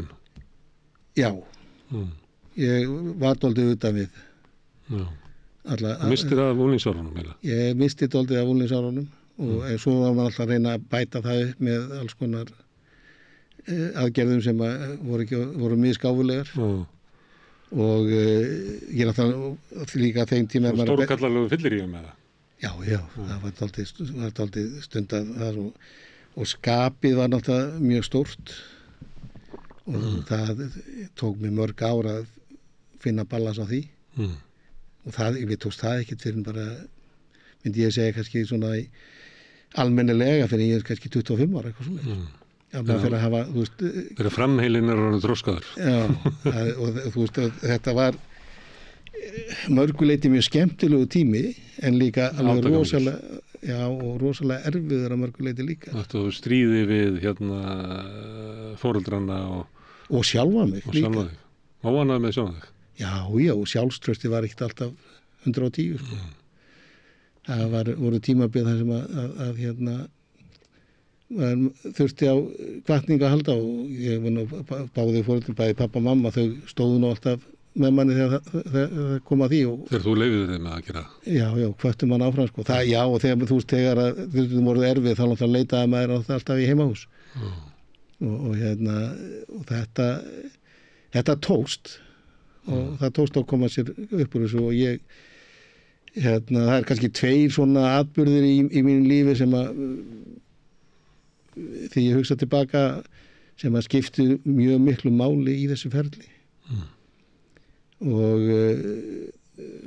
kannski byrjaði að segja það að ég átti alveg svakalega góða vini og ég væri ekki hér í dag nema væri fyrir þá og þetta er náttúrulega að eiga svona traustavini sem að stóðu með manni í öllu svona æskuvinni sem er skilyrslaus vinátta og það raun og veru bjargaði lífi manns. Það er ekkert öðruvísi, sko. Og lýsir eins og það hafi verið í miklum háska? Það var að vissu leyti. Þetta var mikla tilfinningasveiflur og mikið í gangi og Þú nefndir eitthvað tvennt sem að hafi... Já, ég sem sagt, þegar ég búin með menntaskólan, ég ætlaði nú alltaf í háskólan og var ákveðin í því og ég var nú svona með draumum það að verða stjörnufræðingur í upphafi en svo hvar sá draumur náttúrulega þegar maður átti að segja því að það er ekki nokkulega að fá vinnu sem stjörnufræðingur og þá ég fór nú upphafi í eðlisfræði í háskólanum og það var nú ekki fyrir mig allt of mikil innivinna ég var nú svona meira fyrir útiveruna og þess vegna valdi ég nú jarðfræðina það var ástæðan fyrir ég valdi jarðfræðina sín tíma að þeir buðu upp á vettvangsnámskeið námskeið sem það verður að vinna út í náttúrunni en þessi skipti máli áður ég fór í háskólan þá ákvað ég taka frí og ég fór að velta fyrir hvað ég ætlaði að gera. Ég einhverju rælni fór ég niður í menntamálaráðuneyti og sá að þeir voru með auglýsingar að vantaði kennara á Selfossi í grunnskóla, það er svona kallað barnaskóla á Selfossi á þeim tíma og ég sótti og fékk. Ég fór og kendi á Selfossi í 1 ár og var að kenna 8 ára og 11 ára og ég verð að viðurkenna það er erfiðasta starf sem ég hef nokkuð fengið. Þú hefur ekki skapið það? Jú, þetta er skemmtilega. Það er þolinmæði eða? Það var alveg, ég fann þolinmæðina. Þar. En þetta var erfitt að því leytinu til að finna réttu leiðina til þess að koma skilaboðum til barnana á réttan hátt. Sem að kenna þeim á þann hátt sem þau skildu. Og það var það sem að ég kannski átti erfiðast með að koma mér inn í og ég satt sko langt fram á nótt á hverjum einasta degi bara að undirbúa næsta dag fyrir kennsluna, bara til þess að reyna að finna aðferðir að hugsa eitthvað, hvernig get ég fengið þau til þess að taka þátt í þessu með mér. Og að því leytinu var það erfitt, en þetta er eitt af gjöfulegasta starf sem ég nokkuð tíma haft og eitt af skemmtilegasta. Og ég sé sko alls ekki að því og það sem kannski skiptir meira máli þar að Eiríkur skólastjóri hann segir já, við ætlum að bjóða þessu stöðu og þá spyr ég en hvar get ég búið og hann segir við farðu og talaði við hana Gunni í Ingólfi og ég fór og heilsaði upp á Guðrúnu í Ingólfi og Gunni í Ingólfi sem var kölluð og þetta er elsta íbúðarhúsið á Selfossi það sem að ísbúðin er núna, það er endurbyggt þarna í nýja hverfinu gult hús með grænu þaki nýja gamla já. Og ég leigði hjá henni 2 herbyggi og var á efri hæðinni og var í mat hjá henni en ég held að þetta var eitt af þessum svona atvikum í mínu lífi sem að breyttu ekki bara sem sagt minni afstöðu til lífsins heldur bara líka hvað áherslu ég lagði á lífið og róaði mig niður og hún hafði bara svona svakalega jákvæð áhrif og þetta var bara einn af þeim betri tímum sem ég hef upplifað og ég naut þess virkilega að vera þarna og þannig að þarna svona náði maður kannski áttum. Þú lýsið þér svolítið svo Eldfjalli. Já, það er það er umbrot og það er gos og já, og svo koma rólegi tímar inn á milli sko. Og þannig að þetta var svona, ég var til þess að ég fór ákveðin að fara aftur fara í háskólann og reyna á það og ég fór byrjaði þá í Eðlisfræðinni sleit liðbönd í Ökla þetta haust og var á hækjum eiginlega stór tíma og misti dálítið mikið út tímum og áttaði mig svona á því að eðlisfræðin var kannski ekki alveg fyrir mig og fór þá aftur að niður í menntamálaráðuneytið og fékk þá vantaði þeim kennar í Borgarnesi og ég fór og kenndi í Borgarnesi í 1 ár og það var líka alveg virkilega skemmtileg reynsla og þessi 2 ár þarna þá fyrir maður að kynnast líka sko að því ég náttúrulega fæddur og uppalinn Reykvíkur raun og veru á Stóra Reykjavíkursvæðinu þarna fór maður raun og veru að kynnast landsbyggðinni dálítið og það var mjög gott að því leyti til og auðvitað lærði maður heilan hellingi mann allt eftir því það var svona 2 af nemyndunum voru frekar kannski ekki alltaf stiltir sko og ég voru með foreldrafund og þú mátt ekki gleyma því þessu tíma þá var ég sko 21 árs og með foreldrafund og þetta ég var þá að kenna 7. bekk og 7. bekk þannig að þetta er svona 12, 13, 14 ára krakkar og kemur ein móðurinn til mín og hún sest við og hún fer að tala hvað það sé erfitt að ala upp barnið sitt og þetta er nú þóttið snúið dæmi og hún veit eiginlega ekkert hvað hún eigi að gera og fer að spyrja mig ráða og ég sitt þarna og svo að hugsa hvernig í óskutum og ég geta sagt þér frá þessu, ég hef eiginlega enga reynslu af þessu neitt, sko. Það ert í stökustu vandræðu með alla sjálfa þau upp. Já, það má eiginlega segja það, sko.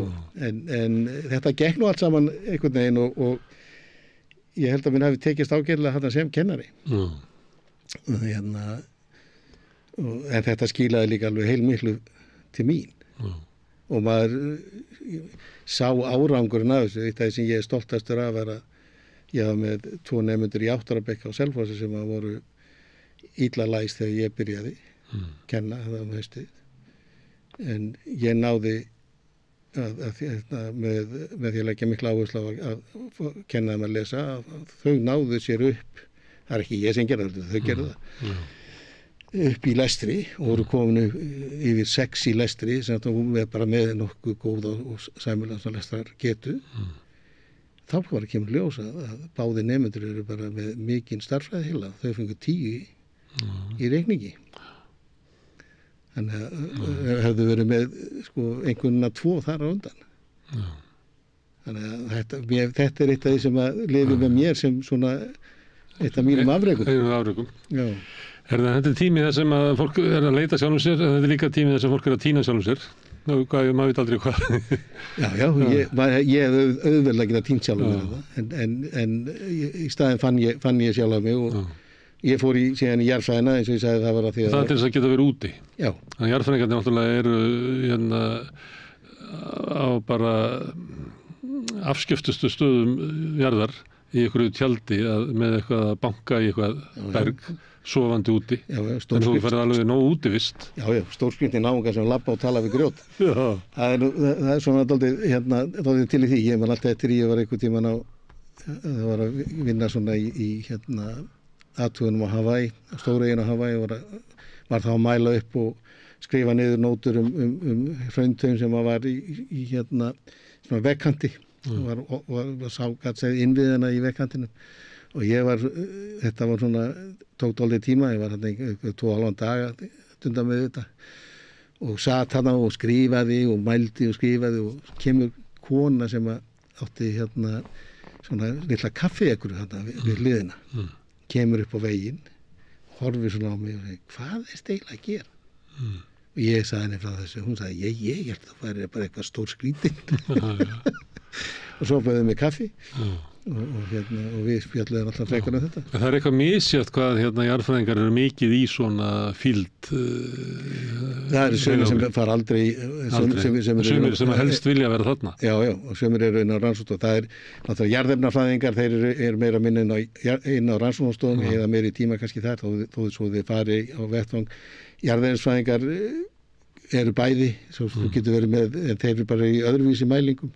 En þeir geta líka verið mikið út í náttúrunni þó þessi kannski ekki endilega að skoða bergmyndanir. En þú, finnst þér... Það er bara mitt líf og bara ær og kýr. Já, ær og kýr. Ef ég gæti verið út í náttúrunni allan tíð þá myndi ég bara eyða mínu tíma þar, sko.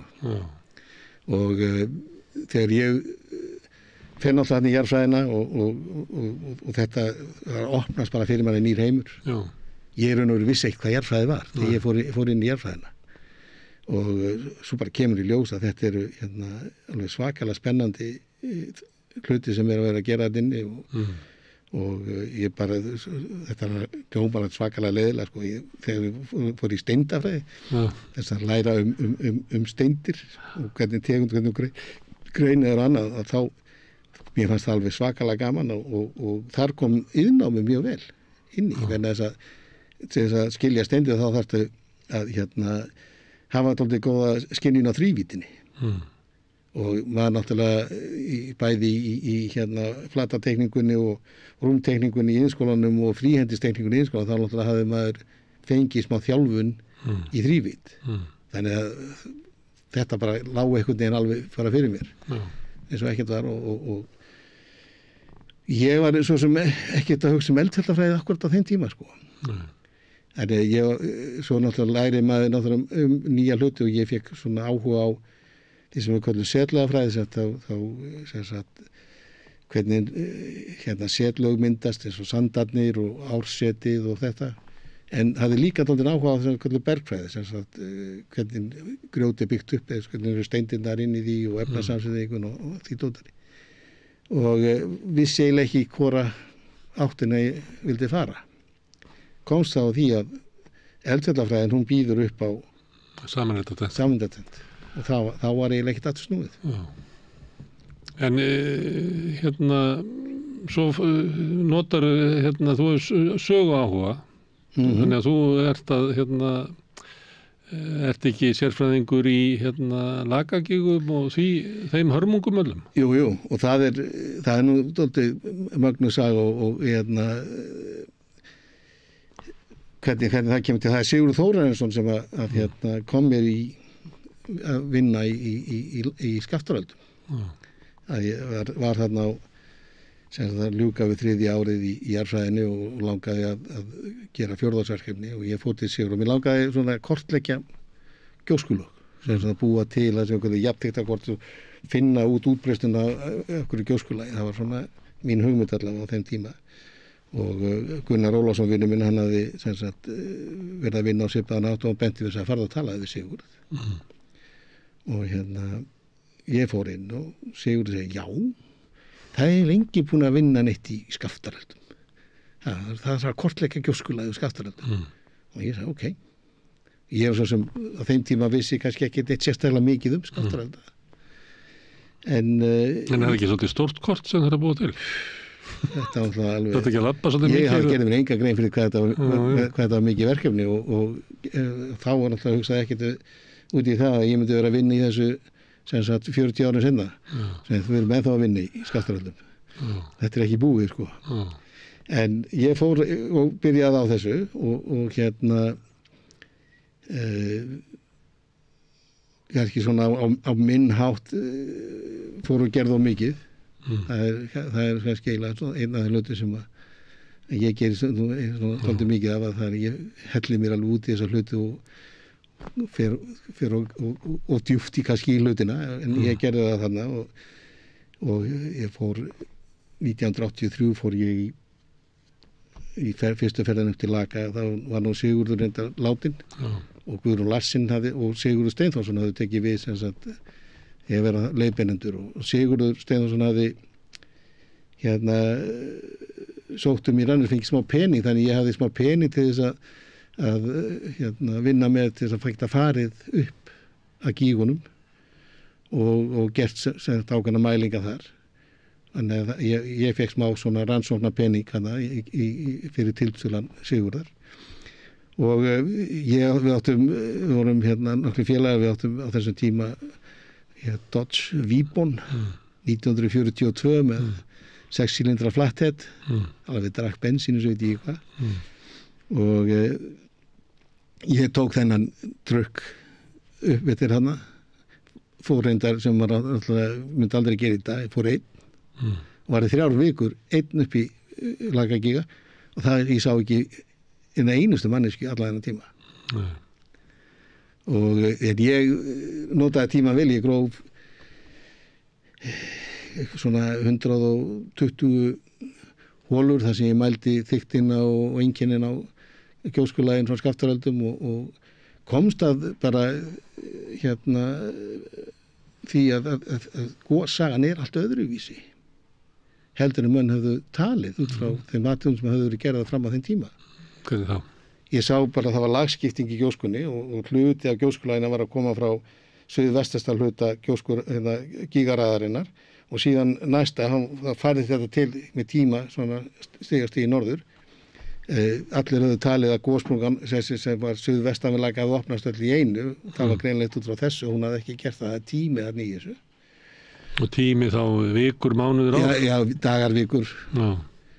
Og ég, sem sagt, og þetta svona kýtlaði mig dálítið að maður finna eitthvað nýtt og þetta, sagan er einhvern veginn öðruvísu og ég náttúrulega veðrast alltaf upp við þetta og svo náttúrulega átt að maður segja á því að það er tilfyllt að heimildum Skaftaröld og þarna kemur sem sagt sögu á heilin og ég hellti mér út í þessi rit, eldrit Jón Stengriðssonar og önnur rit eins og það sem að Sveinn Pálsson hafði skrifað og eins líka bara það sem hafi verið tekið saman af bæði sögumönnum og jarðvísindamönnum í bókina hérna Skaftárelda sem var gefin út hérna 1983. En þetta svona það gos sem hefur valdið mannfólkinu mestum skaða. Þetta eitt af þeim sem hefur verið... Það eitthvað sem slæri þetta út eða? Skattureldar voru náttúrulega algjör hörmung. Já, þeir voru það. Tambora 1815 líka mjög... Já, ég var að tala Ísland, sko. Helgi á slæri sett alveg á pari við Skatturelda. Hvað? Helgjá. Já. Hún stoppar landnám á Íslandi. Hvernig þá? Bara menn hætti að koma. Ekki törfis, það var svo erfitt. Menn fór í Víking, hann fór Egill Skallagrímsson í 10 ára Víking. Til þess að flýja harðindi á Íslandi? Já, bara það var sennilega ekki verið mjög erfitt að búa á Íslandi á þeim tíma. Þeir sem komust eitthvað og gátu gert eitthvað, þeir fóru. Þeir sem reyna að bjarga sér. Þannig að það hefur verið fjárfellir og... Já, við höfum ekki sama skráningi, sko. Eins og var í Skatturelda? Nei. Það breytist svo margt siðaskiptin. Það sett fyrir siðaskipti, þá gósið varla lýst, það bara Hekla gaus í 3. sinn þess að það, sko.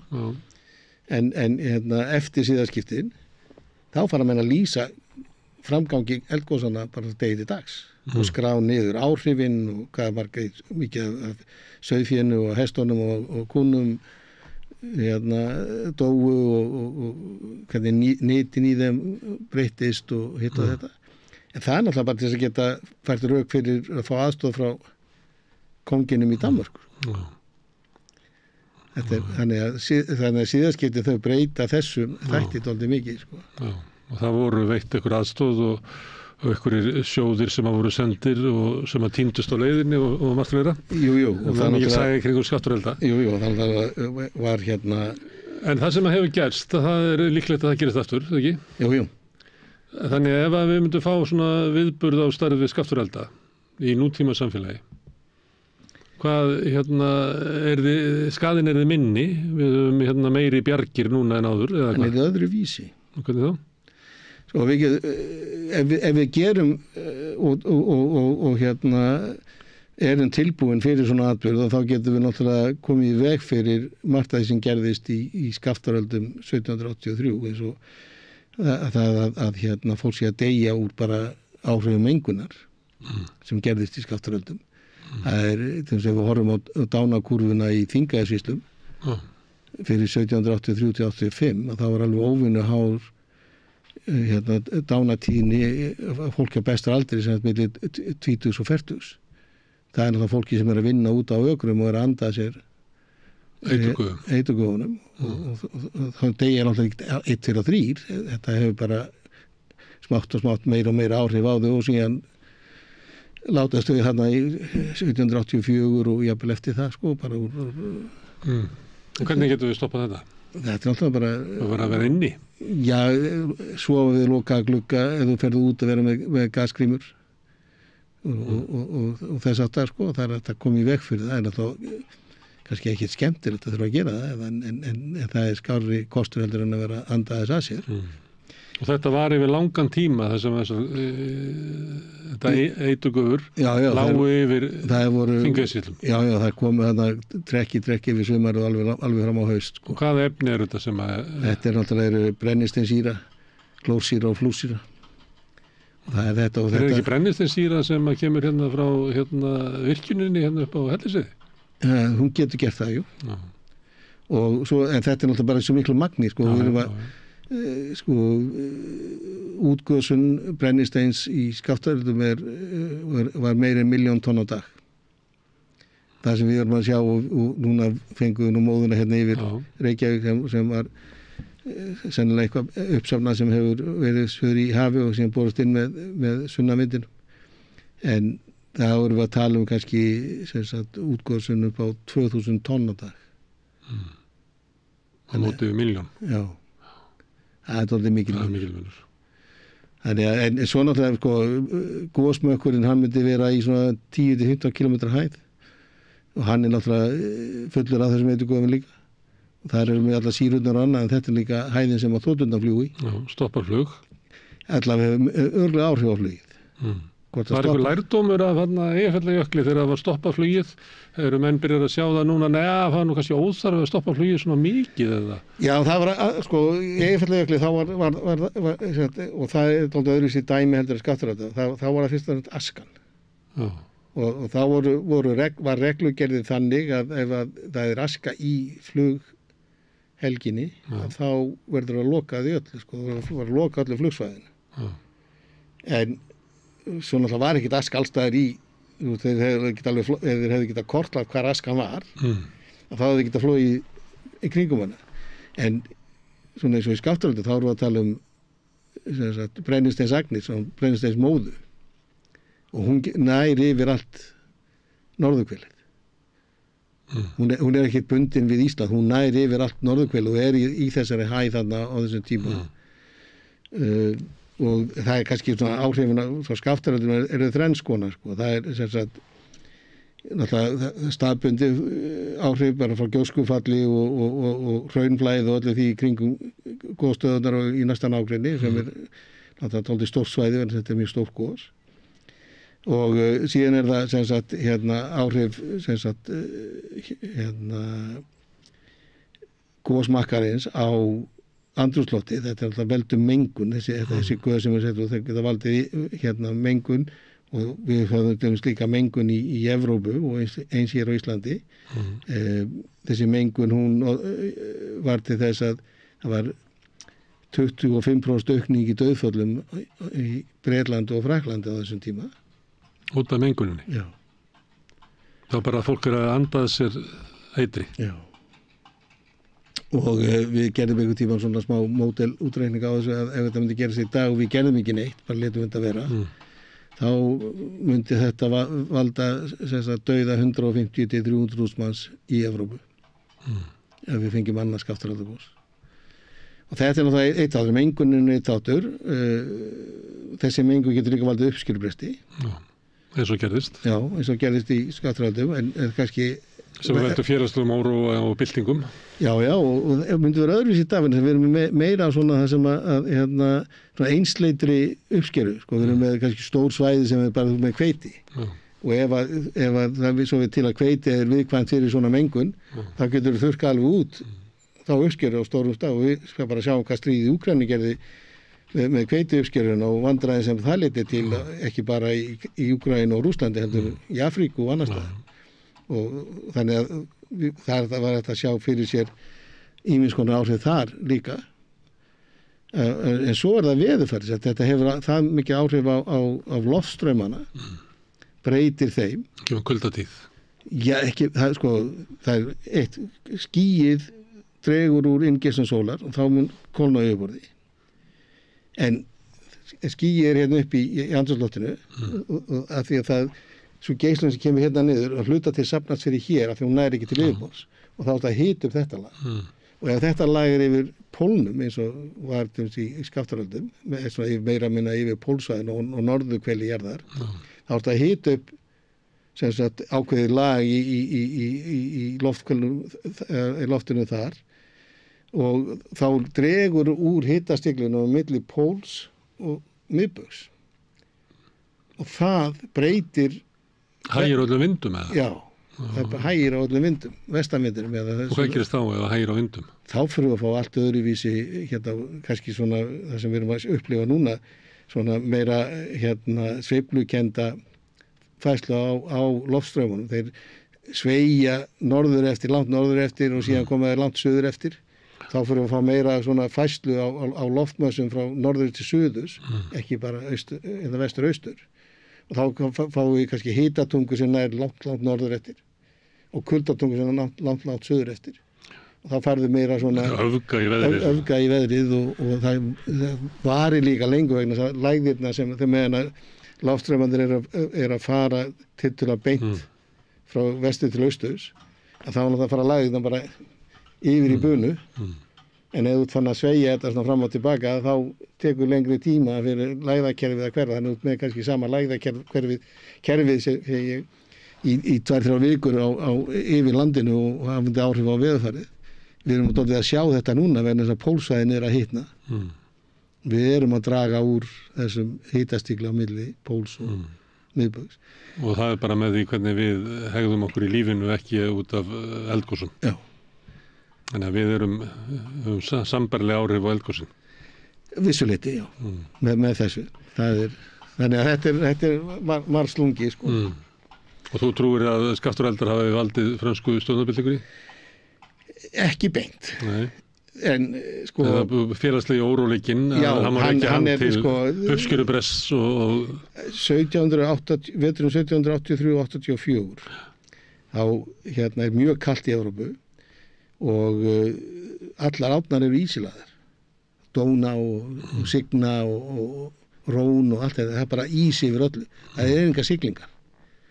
Og á þeim tíma þá voru vöruflutningarnir fyrst og fremst upp og niður eftir Signu til Parísar. Þannig að það var skortur á eldiviði í París, það var skortur á brauði og allt þetta var. Og yfirvöld voru ekkert raun og veru að gera neitt mikið til þess að hjálpa íbúðum Parísar. Og þannig að þetta myndi bara bjargast og reddast. Já, og það byggðist upp megn óana og annað. Svo kemur annað svona vetur 1789. Ég þór ekkert að fullera hvort hann hafi verið jafn slæmur eða hvort hann hafi bara verið nægilega slæmur til þess að þá fólk sagði bara hér er komið nóg og bara farið í byltingu. Og þetta engist eldgosum eða ekki? Jú, þetta er ekki bein kannski orsakasamhengi. Nei, en ástæðan fyrir að það var svona kalt 1783-84 eru Skaftáreldar. Því að áhrifin á móðunni sem var í andrúmsloftinu sem myndaðist í Skaftáreldum lækkar meðalhita norðurhveli 1,3 gráður. Það kannski hljómar ekki mikið en það er svakalega mikið á þessum svona ef þú tekur meðaltali yfir svona stór svæði. En við höfum ekki svona dæmi svona áhrif í nútímanum. Nei. Ég man til þess að með Eyjafjallajökul að því það var náttúrulega alveg stórkostleg frétt að fjall stoppar flugumferð. Þetta er sko að náttúran slær á puttana á manninum sem ofmetnast og þetta er náttúrulega barst út allan heim en stutt eftir að gosið byrjaði og það voru þá þurfti ég að fara til Afríku.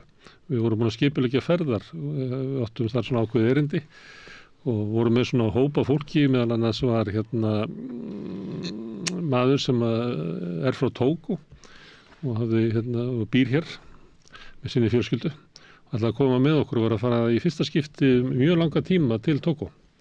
Og maður reyna svona vitja fjölskyldu sinna, það verið 20 ár síðan það hefði farið. Og við vorum að fljúga og þurftum að fljúga til London því við gátum ekki flogið til Parísar og tókum lestina yfir og það var svona vesinn og svo flugum við til Tógó. Og svo vorum við að sinna svona okkar erindum en vorum svolítið svona líka í ferð hans Balema sem var að koma aftur heim. Og hann var að svona eiginlega ferðast svona til sinnar fortíðar og það svona með þessum örar breytingar í Tógó. Þetta var svo merkilegt að upplifa þetta í gegnum hann að landi sem hann hafði yfirgefið var eiginlega farið.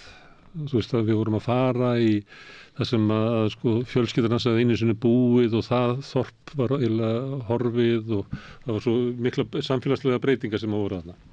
En hvað það að við förum svona úr þorpi í þorpi og það er svo merkilegt þarna að þú getur komið í sko þorp sem að kannski bara minnir þig á kannski, ég veit ekki, Búðardal 1940 en síðan getur þú farið í þorp sem að þú upplifir sem að er bara eins og við séu á steinöldu eða eitthvað. Það sem eru bara eitthvað hreysi og það er ekkert þarna, það er ekki rafmagn og það bara, þú veist það er svo að það bara fara hundruður, þúsundur ára aftur upp í tíman. Og við komum í eitt svona þorp og hann kemur svona undan og segir að við skulum fara fyrst og tala við höfðingjan og heilsa honum og svona, þannig hafa alla svona siði í lagi, sína virðingu. Og hann svona kynnir okkur og túlkar eitthvað á milli og svo segir hann að við séum frá Íslandi og þá segir fólkið hvort það geti aðstoð okkur eitthvað út af eldgosinu í Eyjafjallajökli.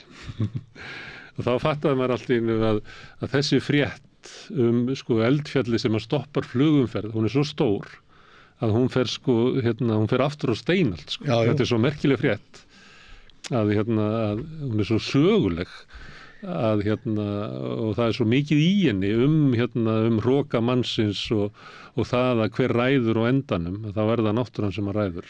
Já, þetta og magna líka, sko, og raun og veru, ef við horfum á eldgosið út á Reykjanesi, að enginn af þessum atburðum svakalega stór. Nei. En samt sem áður eru áhrifin ansi stór og mikil. Já. Og ég man að það með Eyjafjallajökul, það var svo magna því að ég náttúrulega hef ákveðin samband við Ástralíu og Ástralasíu og þetta, því ég bjóð þarna sko í mörg ár. Og að maður var að fá fréttir af fólki sem var sko strandaglópar í Sydney og Hong Kong. Og það var einn kollegi sem var fastur í Hong Kong og hann þess að við getum ekki flogið að búið loka fyrir Heathrow og það verður bara fluginu bara frestað og annað og hann ég reyna að ná mér í flug á morgun, ég verð bara hérna á flugvellinum og það er bara að harka þetta af sér einhvern veginn og það er ekki að eyða $200 í einhvern hótelherbyggi og svo náttúrulega er ekkert flogið heldur daginn eftir. Þá ætlaði hann að fara að koma sér á hótel. Þá var hótelherbyggi komið í $400. Og hann alltaf, hann harkaði sér annan dag á flugvellinu. Og svo þriðja daginn, þá var það komið í $800 hótelherbyggi, sko.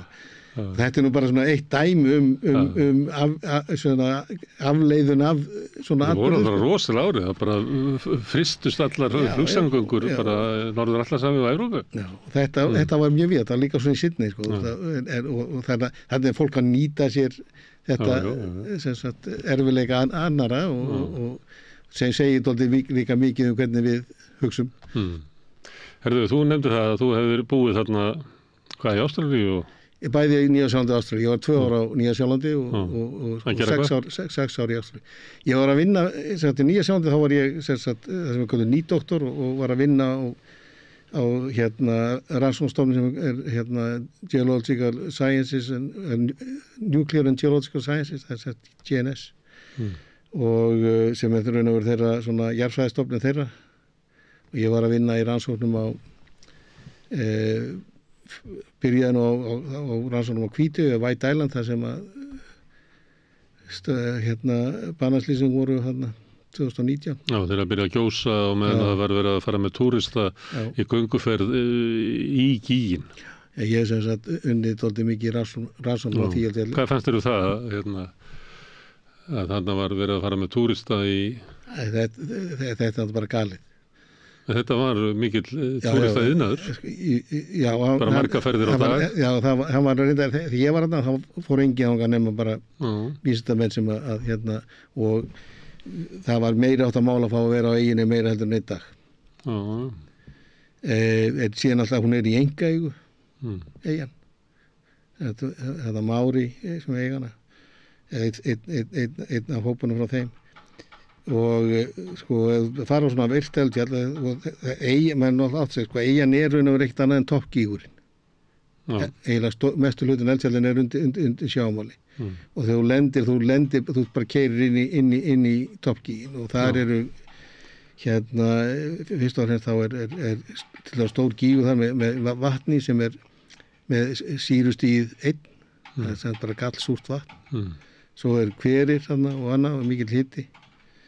Og þetta eldfjall gís nokkru sinnum á ári og þetta er mjög virkt eldfjall og ef þú ert að fara þarna með hóp af fólki á hverjum degi þá kemur að því að þú ferð og lendir í eldgosi. Það er bara... Þú hefur farið þarna, ekki? Jú, ég hef farið þarna mörgum sinnum og hvað varst að gera? Ég var að raun og bara rannsaka gossuguna. Banka í steinana og reyna átta mig á gossugu eyjunar á síðustu svona 10.000 árum og við fórum með nokkra leiðangra þarna og vorum á bátum og svo vorum við að kafa þarna líka og ná í síni niður á sjábotnin og hraunum sem höfðu flætt á fyrir tíma þegar sjávarstaðan var lægri. Á hverju er Nýja-Sjáland svona líkt Íslandi? Ef maður sér Lords of the Rings að þá þetta geti alltaf verið tekið upp á Íslandi eiginlega. Já, það er náttúrulega það er náttúrulega gróðurfarið er náttúrulega einhver leiti líkt eða? Já, veðurfarið er sérstaklega á Suðureyjunni, þá erum við komið svona nær íslensku veðurfari og náttúrulega þetta er náttúrulega mikið eldfjalla eyja, sérstaklega á Norðureyjunni, en svo náttúrulega eru bara raun og veru Alpafjöllanda á Suðureyjunni sem eru frjóstrug og það er kannski stóra samlíkingin.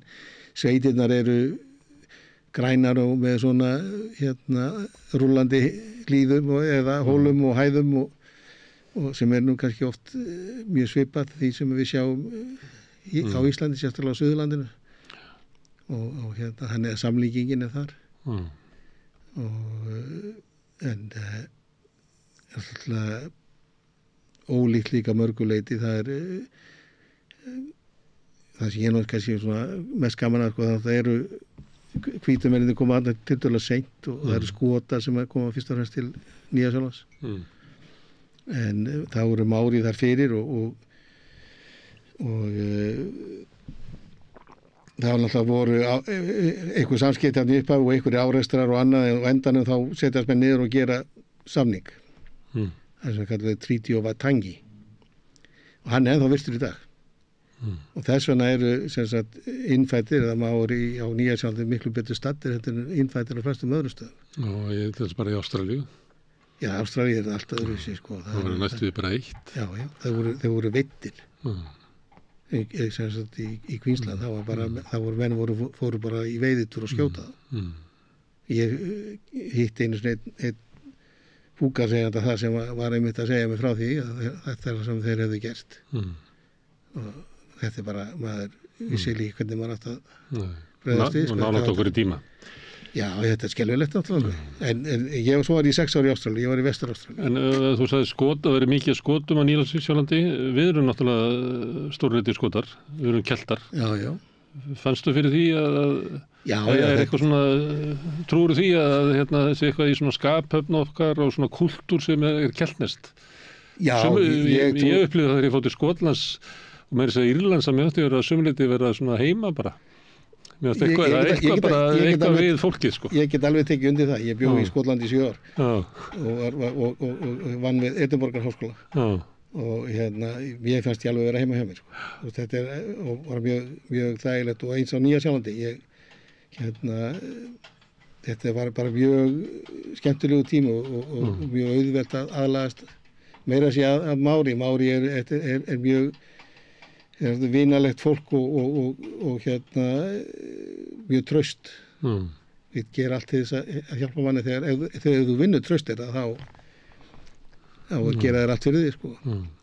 Og ég er mjög gaman af líka þessari menningu, sem sagt Pólynesa menningunni sem er í Suður-Kyrrahafinu. Það er margt líkt með þeim og víkingunum. Þessar miklu siglingar og finna leiðir og nota náttúrun til þess að sigla í ákveðna áttir og komast á ákveðna staði. Það er stórkostleg saga, þetta er fólk sem er rakið út á hafið og það er eiginlega nær að sko spanna, ég held að þetta ekki bara 500 árið eitthvað, eiginlega alveg frá austurströnd Afríku og eiginlega alveg að Suður-Ameríku. Jú, hugsanlega jafnvel lengra eftir tíma. Þetta er ótrúlegir landkönnuðir. Já, gífurlegir og það er búið sko, vinur minn John Sinton, hann vann dálítið mikið fyrir fornleifafræðinga þarna á svæðinu við að greina hrafntinnu. Náttúrulega hrafntinna var notuð sem tól, skurðartól og annað og þetta var söluvara. Og það veit svo til að mikið af þessum eigin þarna eru eldfjallaeyjar og nokkra þeirra eru með tölvörsta hrafntinu sem þeir voru náttúrulega að nýta sér og vinna með. En efnasamsetningin á þau misjafnt eftir eyjum. Þú getur alveg rakið hrafntinuna bara með efnagreinina til uppruna. Og John gerði þetta fyrir í samvinnu við fornleifafræðingana. Og niðurstaðan var svo að á Tahiti þá er hrafntinna frá öllum hinum eyjum. Þannig að þetta var eitt viðskiptasvæði. Alveg. Halvur heimurinn. Já. og þetta alveg páskaeyjar og svo núna að koma í ljós sko út frá rannsóknum bæði í Suðvestur Bandaríkjunum á hérna Hopi svæðinu og annað að hérna frumbyggjar þar þeir koma sunnan, þeir koma yfir hafið og það ef þú ferð inn í hérna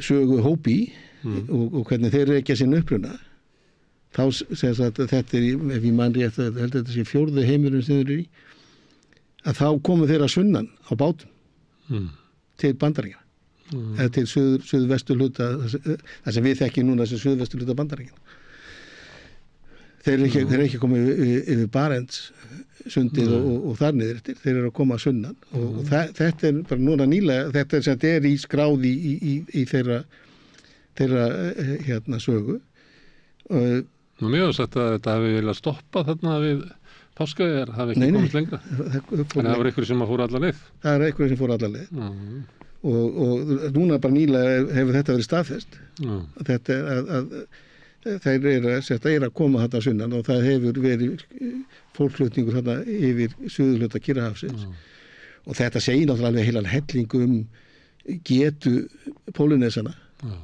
hvað var það siglingur og annað og hérna skipið Hokulea sem er endurgert svona hérna skip til langferða á milli og sigli núna þarna á milli og nota sömu aðferðir og forfeðurinn gerðu það er alveg magnað að fylgjast með þeim ferðum því að þetta er náttúrulega alveg bara frábært og stórkostlegt að sjá hvernig þeir tókst þetta þetta er ekki auðvelt þeir hafa mistur mörg skip í sjó en þetta er hægt þannig að það er mikil saga þarna sko sem er mjög skemmtileg En þegar þú ferð til Nýja-Sjálands sem hérna nýdoktor, ekki? Jú. Og doktor í skattareldum eða? Já, og reyndar enn stærri gósum, flæðibasalgósum sem ég var mikið rannsóknum á svæði sem heitir Columbia River Basalt í norðvestur Bandaríkjunum og svo náttúrulega annars svæði sem heitir Deccan Traps sem er á Indlandi og svo hérna annars svæði sem er hérna sunnar í Atlantshafinu og svo Siberian Trap sem er í hérna í Rússlandi eða þarna það var norður frá og þetta er svona fókusar á þessi stóru og miklu eldgos sem höfðu átt sér stað á sínum tíma því að hugmyndi var að þau hefðu geta valdið hérna alútrýmingu þau í tíma tengjast þau mjög vel við þessi tímabil þar sem að stór hluti af lífríki jarðabar var þurrkaður út og við vorum að velta fyrir okkur hvort að þessi gos gæti verið orsökin. Og niðurstaðan var? Sennilega ekki. Þannig það er ekki þannig að... Þetta er svakalega áhrifamikil, þetta er gos sem að breyta ásýnd jarðar, sko ekki bara í kringu sig heldur á nattrænan hátt. Sko. Þú geta þurrkað út líf þótt að þið klári kannski ekki... Klári ekki dæmi, hvað þau gera lífið mjög erfitt á jörðinni þegar þau eru í gangi. Sko. Þannig að það var svona, sérstaklega einbeitingin á doktorsríkin, hún átti upphæðlega og ég fekk hérna sótti samt styrk til NASA og NASA var þá að byrja með prógram sem heit Global Change Fellowship og hérna ég var einn af fyrstu 49 til að fá styrk frá þeim og sérsagt hugmyndin sem við lögðum að verkefni þar var að skoða brennisteins útgösun í svona basalgosum og hugsanlega áhrif þessar brennisteins á þá veðurfarið og umhverfið og við notuðum skaftarelda sem mótilið síðan unnum við rannsóknir líka á eldri myndunum og mun stærri myndunum ég var að vinna mikið í rannsóknum á myndun sem heitir Rosa er í Columbia River og hún þekur svo hraunin frá því gosi þekja hálft Ísland Það er einu gosi? Já. Það er svona mikil framleiðsla. Þannig að það er svona stærðargráða. Sko. En svona, það er nú oft svona í þetta inn svona greinar stórkostlega vá, ekki Yellowstone að vera. Jú, það er svo súper, en þetta er þessi góð sem ég var að vinja, þau eru raun og veru súperiröpsjón, þeir bara á það sem við kallum basaldendanum á spektrúminu sem er þá svona hraun eins og við erum með svipun samsetning og hraunum eins og við erum með hér, sem er lág í kísli og tiltölulega þunnfljótandi. Svona þegar Yellowstone er á súra endan eða ríólít endanum á dæminu og þar eru miklu meiri sprengigos. Og kemur bara einhver rísasprengja sem að getur lagst yfir allt guðukólfið. Já, en móðan frá svona stóru basalgosum, hún getur náð yfir allt, öll hvelin, bæði hvelin, og það við erum að tala hnattræna útbreiðslu á eldgosamóðu. Hinum er það að tala mjög mikla útbreiðslu á fyrst og fremst á ösku. Já. En þannig að þetta var svona bakgrunni hjá mér og svo fór ég þarna til Nýja-Sjálands og... Þetta er svona heimsendagos. Já. Sem þú ert að rannsaka. Já. Þetta er aldrei svo leiðis. Mikil hamfaragos. Já. Mikil hamfaragos. Þetta er ekki túristagos. Nei, ég vil ekki sjá svona gos. Ég vil alls ekki sjá svona gos. Þú vilt ekki lifa það? Nei, það er ekki gott fyrir einn eða einn. Nei. En það mun koma? Það kemur að því, já. Bara spurning, svo hver sem er á lífi þá hann er náttúrulega bara óheppinn. Að vera akkurat í þeirri... Og er það svo stórt að við getum ekki varið okkur fyrir þessu? Við gerum voðalega lítið. Já. Það er, og sérst, það fyrir eftir hvar þú ert á nettinu nákvæmlega, hvernig árið þetta hefur á því. En ef þú til þess að Yellowstone fyrir að stað og þú býrð í leiðin á Yellowstone, þá það er glötti bara. Já, það var alveg skott bara að setjast niður og fá sér pípu. Það er ekkert öðruvísi.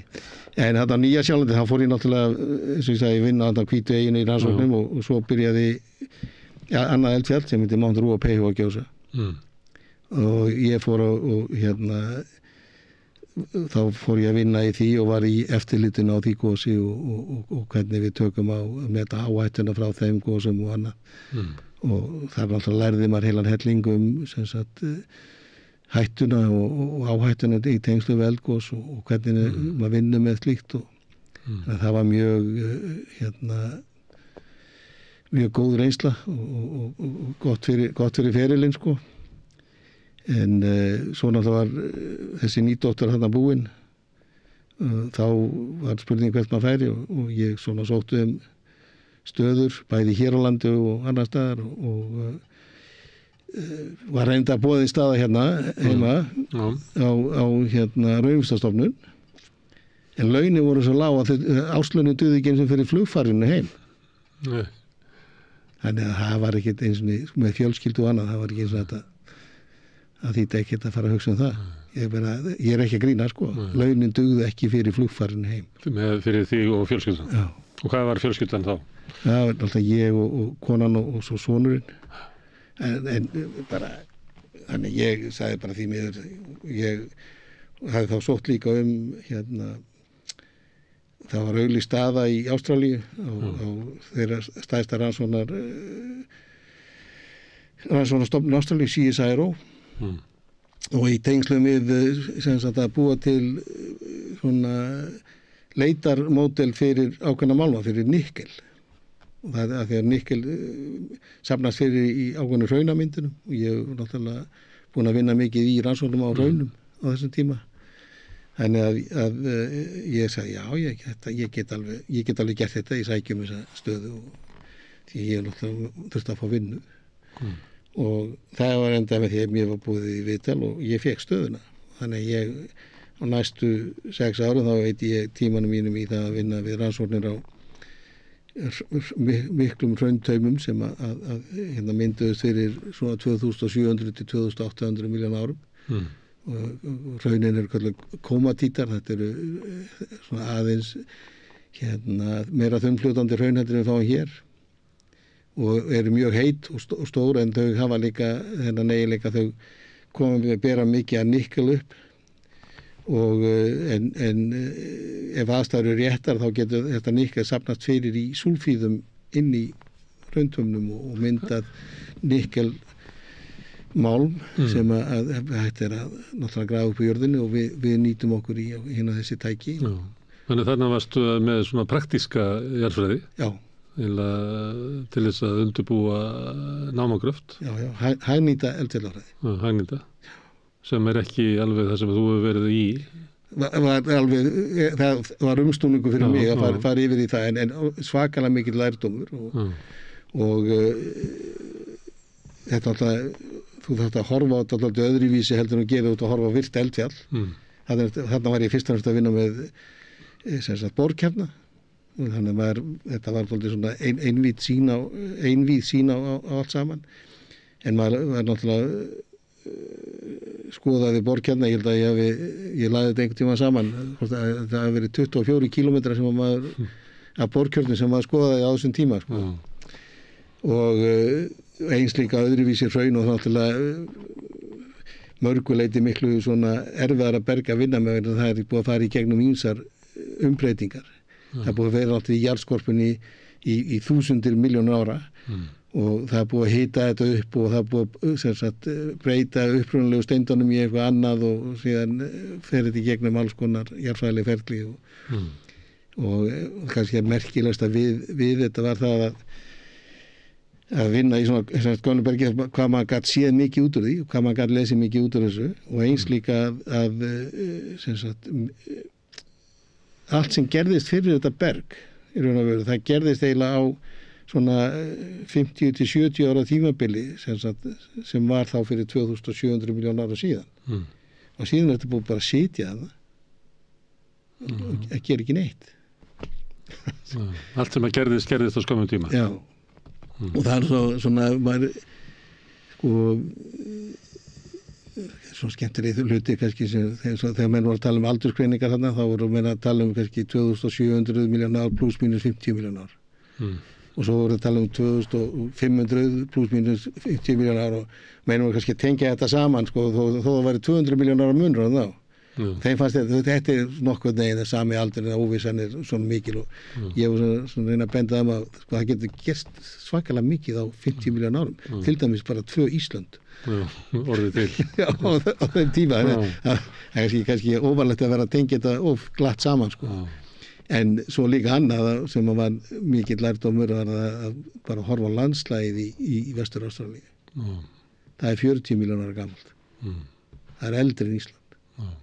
Það hefur ekkert breyst í 40 miljón ára. En hvernig er við í Nýja-Sjálandi og Ástralíu? Mjög vel. Þetta er og hérna Nýja-Sjálandi sérstaklega fannst mér bara vera alveg svo heima hjá mér sko en ég kunni líka rosalega vel í Ástralíu og mér leið mjög vel þar. Og hérna en það er kannski sko skemmtilegast við alla þessar einstöð. Ég hef líka búið í Skotlandi og eins í Svíþjóð. Og svo ég náttúrulega í Texas í Bandaríkjunum og Hawaii í Bandaríkjunum. Það er eiginlega kannski skemmtilegast að við þetta allt saman og kannski mest svona sem að lærir af þessu er það að í grunninn þá er fólk það sama. Það er bara fólk. Það hefur svipaða drauma. Það vill það sama fyrir börnin sín. En samfélagin geta verið ólík. Já, svona í smáatriðum er það ólík en við erum alveg ótrúlega lík. Þessi manneskjur. Já. En svo er það kannski svona umgjörðin, hún getur verið, Texas er öðruvísi heldur en Svíþjóð. Já. Svo er sagt. Jú, sko menningarlega séð er Texas en sko og við sjáum náttúrulega hérna atburði sem að þú veist kannski hérna beina svona sjónum frekar að mismununum en þegar í grunninn er komið sko þá er þetta eiginlega nokkurn veginn það saman, við höfum nokkurn veginn sömu draumana. Og við erum kannski upptekin af því sem er ólíkt. En annað líka sem að tekur náttúrulega frá þessu er hvað hérna hlutunum er misskipt oft og hvað við getum verið ljótstundum og það sá maður náttúrulega þarna dálítið í Ástralíu með innfædda. Það var meðferðin á þeim var skelfileg og hún hefur batnað mikið en hún var dálítið langt í land og það sem mér finnst kannski hérna svona erfiðast að átta mig á hvað þetta varðar að bæði löndin, Nýja-Sjáland og Ástralía, þau svona einkenna sig á menningu innfæddra. Þú veist, ef þú hugsaður Nýja-Sjáland þá ertu fyrst og fremst að hugsa Mári og þeirra menningu. Sama gildir Ástralíu. Það er, þú veist, öll það sem gerir Ástralíu er menning aborigine og þeirra málverk og þeirra hljóðfæri og annað. En samt er verið að fara með þetta eins og annars stigs þegna. Maður hefði nú svona haldið að menn myndi þá bera meiri virðingu fyrir þessu. Menn munur ekkert við það að skreita sig með menningu þeirra og halda fordómunum áfram. En það er líka fólk sem best fyrir þeirra rétti og annað og bæði innfæddi sjálfur og svo aðri sem að sjá þetta. Og ég man alltaf eftir hljómsveitinni Midnight Oil sem verið mjög öflug í því að tala fyrir málstæði innfæddra í Ástralíu. Herðu, þú hefur verið á Hawaii. Þú varst á Hawaii bara daginn, eða ekki? Jú. Og hvað varst að gera þar? Horfa á eldgos? Nei, ég var nú með verkefni að vinna í verkefni með fólki í háskólanum í Hawaii og við vorum svona að sinna því aðeins. Svo náttúrulega var ég líka að bara hitta konuna, hún býr á Hawaii. Og þetta er svona dálítið mitt annað heimili. Ertu í fjárbúð? Ertu í fjárbúð? Hluta til, já. Búin að vera það í 10 ár. Þú býrð annars vegar á Íslandi og hins vegar á Hawaii? Já. Er það ekki frábært fyrir eldfjallafræðing að búa á Íslandi og Hawaii? Jú, það hefur marga kosti. Þú getur ekki valið að betri staði. Og ég er búin að gera þetta í dágóðan tíma og Hawaii er eiginlega mitt annað heimili þannig sem ég fór þangað í doktorsnám 1990 og ég var þar alveg fram til 95 og síðan kom ég aftur 2001 og var það alveg til 2007 og síðan frá 2012 þá hefur maður verið með annar fótinn á Hawaii og það náttúrulega kostirnir eru þeir að maður er að horfa kannski á svipuð ferli frá mismunandi eldfjöllum. Það hjálpar mann líka við að skilja betur hvernig þetta allt saman virkar og þannig ég hef alltaf verið með svona verkefni á Hawaii sem að kannski ekki í farabrotti kannski þeim verkefni sem ég er að vinna á hverjum tíma en er alltaf þarna í bakgrunninn og styðja við það sem maður er að gera og ég hef haldið sambandi við mína kollega við háskólann í Hawaii og við vinnum mikið saman. Já. Herðu, Reykjanes eldar, þeir eru byrjaðir og verða hérna næstu 100 árin eða svo? Já, hugsaðlega eldvirkni á Reykjanesskaganum verður svona viðverandi næstu 300 árin cirka. 300 ár. Kröflueldar sem er að sömuleyti svona líkos og svona, af hverju voru þau ekki lengri en þetta? Hverju munur á Reykjanes og Kröflu? Já, það er góð spurning sko. Þetta er aðstæðan er allt öðruvísi. Það er þó að gosin séu margt svipuð sko og það er ákveðin samlíking með atburðunum en það er ákveðin gliðnun sem er í gangi og þú fær þessa skjálfta og síðan landlyftinguna þegar kvikan er að finna plásatan niðri og síðan kemur gosið upp en í Kröflu þá er sko rekið hoddrétt á sprungusjónu eða þá stefnu sem að gossprunguna liggi í. Þannig að þetta er að fara svona í sundur bara. Á Reykjanesi þá er rekstefnan undir hotni miðað við plötuskilin. Kröflu er alveg hoddrétt á, þá fer það bara svona. Það er bara í sundur. Já, en á Reykjanesinu að þá er að því að rekstefnan hún er svona undir hotni þá er þetta að fara svona. Og það sem gerist sko þannig er að við erum með plötuna hérna úti og plötuna hérna úti. Þessi plata hún er að fara þangað. En þessi plata sem er hér hún er að fara þangað. Þannig að þetta er svona fara svona. og það að teygja alltaf á þessu skilum sem eru hérna. Þau brotna ekkert endilega alveg 1, 2 og 3 og þú byggir upp spennu og það er þetta tímabil, þetta 800 ár þar sem er engin eldgos. Þá veistu bara að teygja og byggja bara upp. Og svo tekur 300 ára að losa spennuna. Já, og síðan verður eitthvað sem veldur því að þetta hrekkur. Þá fer á stað, þá áttu að koma með svona 300-400 ára af eldvirkni sem er bara raun og veru tíminn sem tekur að losa þessa spennu og þá byrjar aftur. Og það þarf að, til þess að losa spennuna, þá þarf að fara hérna að losa hana hér og svo þarf að losa hana hér og svo hér og hér og hér. Já, þú gerir þetta í stökkum yfir Reykjanesskaga, sko, þú gerir þetta ekki allt í einu. Og ekki gefið að hérna, það verði gos á öllum beltunum eða hvað þú kallar þetta? Nei, það er alls ekki... og engin veit hvað það verður? Gosreinum, nei, það er náttúrulega, við vitum að það er náttúrulega líklegast þetta eins og næsta, sennilega á Reykjanesreininni eða sem ég kallar Trölladingjurreininni sem er tala sem Krýsuvík. Síðan getur þetta fæst kannski þá eitthvað lengra austur en það er ekkert sem við vitum sko, fyrir víst í þessu. Það eru bara líkur. Nei, en menn vissu svo sem að þetta myndi gerast, en svona, horfir aðeins aftur, hefðu þú spáð í að þetta hefði gengið yfir Grindavík eins og er? Þannig að ef við tækjum bara varnargarðana í burtu, að það væri Grindavík líklega bara undir haunni. Já.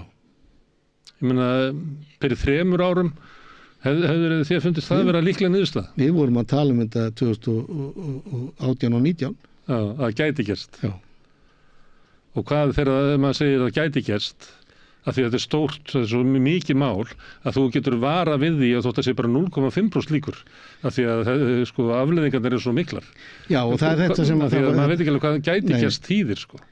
Nei, það er þetta sem við vorum að reyna að koma að, er það við þurfum að huga þessum atbyrðum og vera tilbúin og reyna átt okkur að því, sem sagt, hvers konar atbyrðum getur gerst. Það getum ekki endilega sé allt fyrir. Við gerum það aldrei, en við höfum nokkuð góða hugmyndum til hvernig eldgosi myndi vera.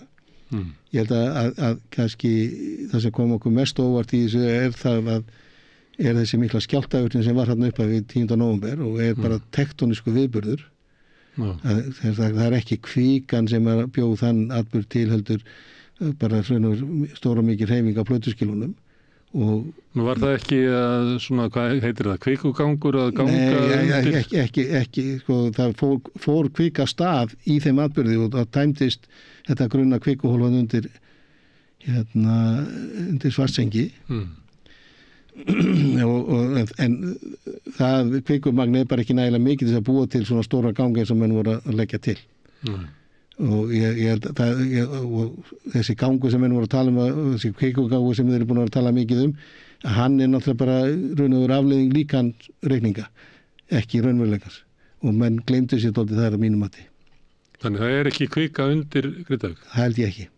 Og hvað var það þá? Var það bara jarðskjálfti? Já, það verður að gliðna og verður til Sigdalur. Já, Sigdalur, og hann er búin að, svo náttúrulega áttar maður sér náttúrulega á því leið og atburðin er búin að þessi Sigdalur er búin að vera hérna mjög lengi, hann var alltaf til staðar og hann hefur, svipuð virkni hefur orðið hérna á þessu staði á fyrri tímum og sennilega oftar en einu sinni, oftar en 2 oftar en 3 og mynda þennan Sigdal sem að Grindavík var byggð í og þá var menn, akkur voru menn það að byggja þarna. Sigdalinn bjó líka til hafnaskilum. Og einu höfnina langt í næstu höfn, sko. Já, langt í næstu höfn og miðin er beint þarna fyrir utan hana, þannig að þetta er svona ansi góð dæmisæði til að svipa með Húsavík að höfnin þar er vegna misskikki sem gengur í gegnum bæinn. Og ég er alls ekki einn af þeim sem segja ef við erum með eitthvað svona, við getum ekki gert neitt, við höfum bara hætta við allt saman, það er ekki rétt. En við þurfum bara að vita af þessum hlutum og vita hvernig við höfum að bregðast við þeim. Og til þess að draga úr áhrifum þeirra á okkar daglega líf eins mikið svo hægt er og eins líka forðast að við verðum fyrir mannskaða og annað. Það er alltaf hægt að byggja aftur upp. Í Grindavík? Já, svo... Mér finnst vera svona hljóðið í Grindvíkingum orðið svona núna síðast, sko, þegar það rann yfir 2 vegi og þá er eins og manni upplifir að þessu margir bara gefast upp, sko. Já, þetta er svo, þau bara upplifir þetta sem bara hvert áfallið að fættur öðru, byrjar með þessum jarðskjálftum þar sem að fólk lýsti, sko, bara ótrúlegri reynslu á því að jörðin væri bara það var eitthvað djöfulgangur undir fótunum á þeim og bara fólk einhver sagðist að bara dýrið í honum sagði honum að fara út úr bænum.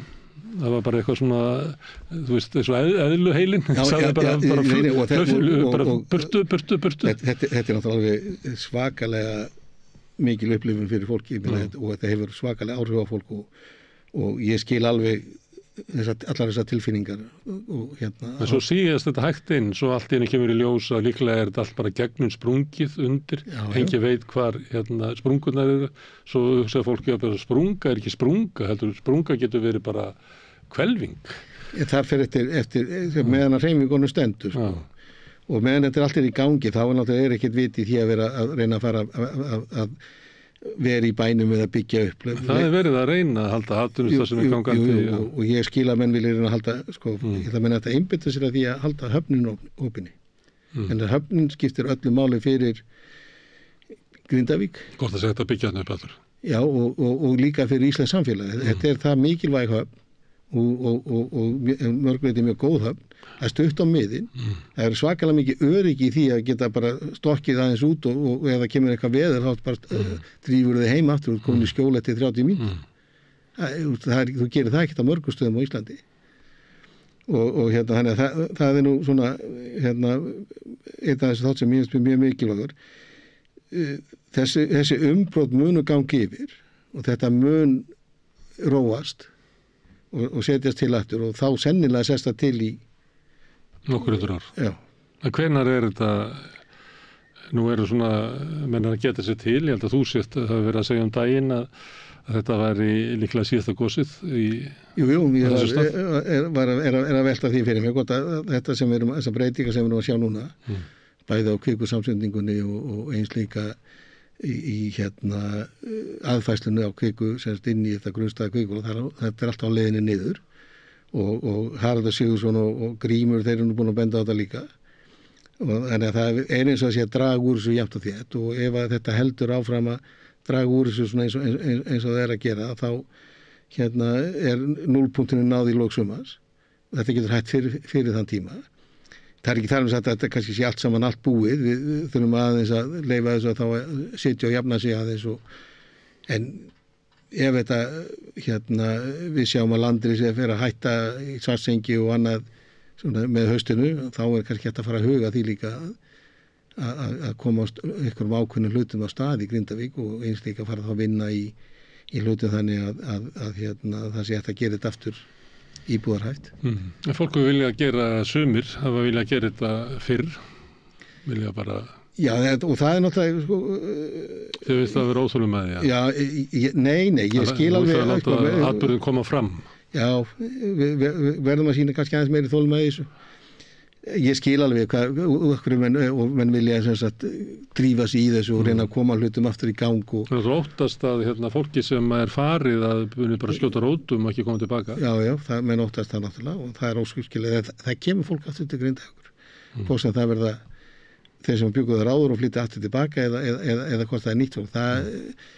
Ég held að kannski eftir 10 ár þá horfum við nú tilbaka og segja kannski, kannski vorum við nú aðeins að gera mikið úr ákveðnum hlutum. En allt þetta tekur sinn tíma og það þarf að leyfa þess aðeins að ganga yfir og en ég er alveg sannfærður það að Grindavík kemst aftur í gang. En af þessum Reykjanes eldum sem að gætu orðið á munu verða og ekki allt sem að mun gerast, þá er þetta í Grindavík svona með því alvarlegasta, fyrir utan kannski hengilinn og sem að hangir yfir. Og Reykjanesi, það er náttúrulega heilt orkuverð þar. Já. Og önnur starfsemi sem að getur, og það hefur náttúrulega mun hafa áhrif þá á Suðurnesin einhverju leyti. Nákvæmlega hvernig þau áhrif eru, ég sé það kannski ekki alveg 100% fyrir mér en þetta mun hafa áhrif. Hraunflæði getur haft áhrif á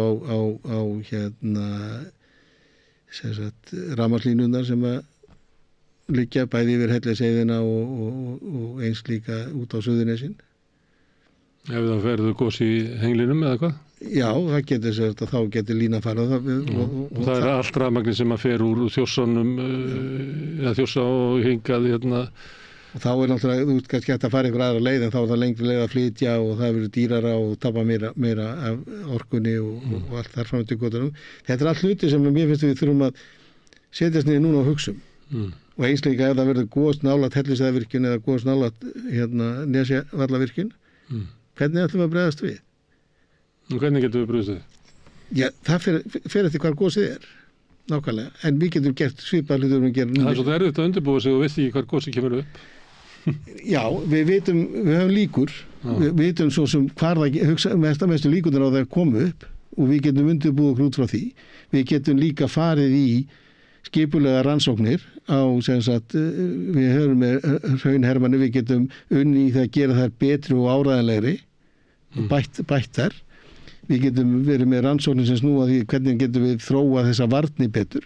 Hvað eru bestu varnar, hvernig er best að byggja, hvernig er best að hannar og síðan við hugsa hvernig getum við gert þetta fyrirfram þannig að við séum ekki að eyða fullt af peningum í hlutin eða óþarfa peningi byggja einhverja varnargarða kannski langt fram í tíma sem að sé nýtast ekki. Heldur getum við undirbúið okkur þannig að við erum með allt sem við þurfum til þess að gera þess að bregðast við á staðinum breyt 23 ef það gerist eitthvað.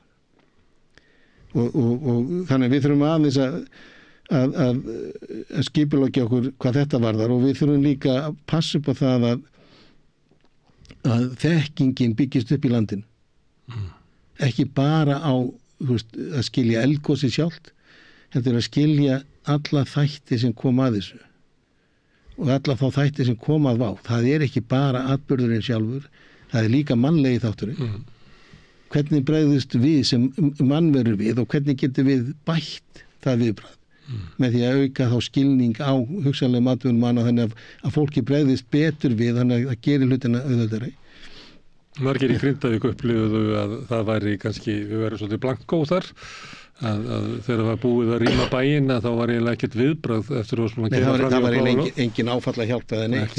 Það var bara ekkert svona hugmyndum það hvernig þetta halda samfélaginu saman. Og þetta er hluti sem við þurfum. Þegar maður veit ekki eins og hvernig það var að reka sko Grindavíkurbæ, en þau eru bara að reka fólk núna. Já. Og þetta er hluti sem við getum undirbúið okkur undir. Við getum náttúrulega tekið mikið lærdóm af því sem hefur gerst í þessum umbrotum hann í kringu Grindavík og við getum séð til þess að við gerum þessa hluti miklu betur í framtíðinni og við áttum okkur á allir umgjörðin og tökum á henni sem sagt heilsteypt. Eins og ég segi, þetta er atburðin sjálfur, hvernig getum við brugðist við hraunflæðið að gjóskufalli og allt svoleiðis. En það er líka mannlegi þátturinn, hvernig sem sagt getum við undirbúið fólki að bregðast rétt við þannig að þetta hafi sem minnst áhrif á fólki sjálft. Til dæmis í Grindavík 10. nóvember mitt mat er það að þeir rýmdu bæinn allt og seint. Þeir náttúrulega rýmingin kom eiginlega þegar flestir, ég held að verið örgulega meiri hluti í bæjarbúi voru bara farin af því að þau upplifðu það bara með fótunum að þau urðu að fara. En tilkynningin að rýma kom eiginlega miklu senna. Já, hún kemur 10-11 kvöld eða hún að koma morgunin. Það byrjar svona 5-leitið, 4 og 5. Og þeir eru að sjá teikn að eitthvað er í gangi morgunin. Þá áttu þeir að rýma. Og þeir voru raun og veru, ef ég skilit allt saman rétt, þá voru þeir ekki, rýmingin var ekki að bregðast við jarðskjálftanum, hún var að bregðast við hugsanlegu eldgosi. Og þar held ég hafi líka verið sem sagt svona þeir hafi tekið rangapól í hæðina í raun og veru þar og ef þeir hefði rýmt bænum morgunin þá hefði það getað farið miklu bæði fyrr úr bænum og með bara meiri yfirvegun og þá hefði þeir ekki upplifað þessa stóru skjálfta beint sem er þess virði fyrir fólk að losna við og upplifa. Já, algjörlega og ef ekkert hefði gerst þannig að þetta er þá svona eins og false alarm ef ég nota góða íslensku að þá fer fólk aftur tilbaka. Það er ekkert mál. En þannig að þetta er kannski hlutur sem að þarf að rýna dálítið, það er það sem að vanda alltaf hjá okkur í okkar kerfi. Það er engin rýning á hlutunum. Veðurstofan setur fram einhverja niðurstöðu sem að út frá þeim gögnum sem þeir hafa og það er allt gott og gilt. En þar endar það.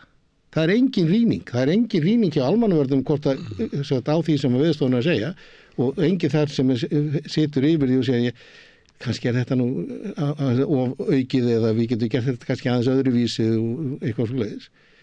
Þannig að þetta þarf að koma inn í og þá þurfa almannavarnir að vera með mannafla til þess að geta gert það. Og síðan náttúrulega er ákvarðanavaldið hjá lögreglustjórunum. Ekki almannavörnum ef ég skil þetta rétt, þannig að það er loka ákvarðanavaldið hvað er gert hjá lögreglustjóra umdæmisins. Hann þarf náttúrulega að hafa sína ráðgjafa. Hann er ekki menntaður í jarðvísindum eða til að skilja þetta. Hann skilur náttúrulega allt sem við kemur löggæslunni og þeim viðbröðum og annað. Þá þarf hann að hafa menn sem hann treystir eða fólk sem hann treystir sem að hann getur spurt, er þetta raunhæft eða skilur, þá fara hann viðbóta rýningu. Það vantar alla rýningu í það kerfi hjá okkur. Og núna verður svo segja menn, já okkar bestu sérfræðingar segja þetta og þetta er eitt þreytasta setning sem ég nokkuð tímann heyrt. Þannig að sko við erum ekki allir sérfræðingar á sama sviði. Og það er mjög misjöfn flóran þarna og annað og þetta er allt saman gott fólk og allt svoleiðis. Það er enginn að efast neitt það. En sko við megum ekki vera svona blind. Við verðum að vera líka með ákveðna varnagla í kerfinu. Það sé svona ólík sjónarmið eða sjónarhorn sem að komi saman til þess að bara til dæmis, já, það er ekki allir sem sjá þetta eins og þetta það má alveg benda á það er ekki allir sammála innan jarðvísinda hvernig menn túlka og ákveðin hópur tala kvikurhlaup og gangarhlaup í ykkur 20 kilometra lárétt og annað og þeir hafa sín rök fyrir því en það er líka annar hópur sem að ég tilheyri sem að er ekki sammála þeim túlkun sem þeir setja fram og hvort þau ekki á rétt á sér og við vitum ekkit svo sem ég veit ekkit hvort að þetta er 100% réttar heldur en þetta og til þess erum við að gera rannsókn til þess að reyna að auka þekkingun og skilningin á þessu hluti þannig að við getum gert upp huga okkar hvað er líklegri túlkunum meðan við höfum ekki ákveðið svar hvað það varðar þá getum við ekki bara ákveðið að þetta sé rétt en hitt er ekki tekið með inn í myndina. Við verðum að taka allt með inn í myndina. Við verðum að taka alla möguleika með inn í myndina. Því annars verður það bara vísindi bara trúarbröðum. Við verðum að byggja þetta á gögnum. Ég veit alveg hvað menn segja, það er skjálftarnir þeir hlaupa. Það er sem sagt, við sjáum skjálftarhrinum, við sjáum skjálftana eins og í Kröflu, við sjáum það færast til lárétt. Og ein túlkunin er að það er vegna þess að kvikan er að flæða og er að brjóta upp bergið. Það er ein túlkunin. En við vitum það ekki fyrir víst. Mér finnst þetta að vera, þessi söguþráður verið sagður í svona fréttum og já, hann er alltaf, svo segir þetta er viðurkennda saga, sko. Þegar ég er að rifja upp hvernig hefur verið viðbúið að tala Grindavík í 8 ár. Já, ekki fyrir mér. Ég samþykki þetta ekki. Nei, okay. Ég samþykki það alveg að skjálftarnir farið sem er í fæslu, en það er ekki kvikan sem sé að sprengja bergið. Nei. Og ég held að þegar að skorpan brotnar svona, ég kann ekki fara út í tæknandri, en hvernig hún brotnar þannig, þá verður það þannig að skjálftarnir þeir fara lárétt vegna þess að það er bara út að losa spennu yfir ákveðið belti sem er rétt fyrir ofan það sem kvikan situr. En það er ekki þannig að kvikan sé að fara lárétt. Síðan kemur hún bara beint upp í gegnum sprunguna. Þetta er mín túlkun á þessu. Og hitt er túlkun annara á dæminu. Hvor túlkunin er réttari vitum við ekki. Ekki eins og er. Við vitum það ekki fyrir víst. Og meðan það er, þá þurfum við að taka tillit til hvort tveggja. Þannig að þú myndir vilja sjá svona hamfarastofnun? Hamfaranám. Hamfaranám? Já, hann fara að stofa Jón Stengriðssonar, getur það heita? Já, það er nú ekki slæm hugmynd. Ég er dálítið hrifinn af því. En ég hugsa... Og það sem að færi saman, það sem að væri eitthvað svona háskólatorg, það sem að kæmi ólík sjónarmið saman, það sem væri jarðfræði og svona viðbragðs almannavarnafræði ykkur og ykkur svona félagsfræði líka og sálfræði til þess að eiga við það, hvernig við bregðumst við. Þess að við munum setja uppi með þetta í 300 ár. Já, það er hugmyndin að við gerum þetta sem bæði þverfaglegt og eins líka þvert á háskóla. Þannig að við fáum öll batterið með okkur. Auðvitað getur verið með mismunandi þætti í þessu á mismunandi stað og það eru element af þessu til staðar nú þegar á Bifröst og í Háskóla Íslands og Háskólanum Akureyri og annað. En það sem ég verður að hugsa er það að við myndum svona reyna samþætt þetta allt saman í svona hvað ég var að segja, svona heilsteytta reglíf. Þannig að það er svona ákveðin reglífa samtök sem myndu tengjast eitthvað stofn og við værum með nám í hamfarafræðum, meistaranám í hamfara sem fókusir á það sem myndi veita nemandanum möguleika að geta unnið sitt nám, valið sér ákveðna námsbraut sem að getur verið á milli ákveðna fagsviða og tengst hannig og fólk með mismunandi bakgrunn sem sagt í þessu við erum að tala um félagsvísindi, við erum að tala um samfélagsfræðina, við erum að tala um jafnvel hugvísindi og við getum tekið sögun inn í þarna líka síðan verkfræðina, lögfræðina og viðskiptafræðina tryggingafræði til dæmis, það er hamfara tryggingar, það er bara mjög mikilvægur þáttur og flókin þáttur og ef við náum að tengja þetta allt saman svona í eina heild sem er að bjóða þá upp á brautir þar sem nemandi getur í raun og veru búið sér til tengingar og byggt brýr. Ef ég er með félagsfræðilegan bakgrunn, mér langar til þess að nota það til þess að skilja betur áfalla hlutan og hvernig þetta samfélagsfræðilega hlutan á þessu, en mér langar líka að skilja aðeins betur hvernig menn bregðast við með vörnum og annað og þá getur þessi nemandi kannski tengt sig yfir í verkfræðilega þáttinn. Þannig að hann býr þá til brú frá hugvísindum yfir í verkfræðina. Þetta hljóma þannig að við munum með bara Reykjaneselda og aðrar hamfarir hérna, þannig að við ættum náttúrulega að hafa þetta er bara hluti af því sem við ættum að hafa vegna þess að við viljum búa hérna á Íslandi. En maður getur líka sagt þess að við erum til dæmis með þessa rosalega stóru fiskveiði lögsögu og þessa fiskistofna sem við erum að lifa af.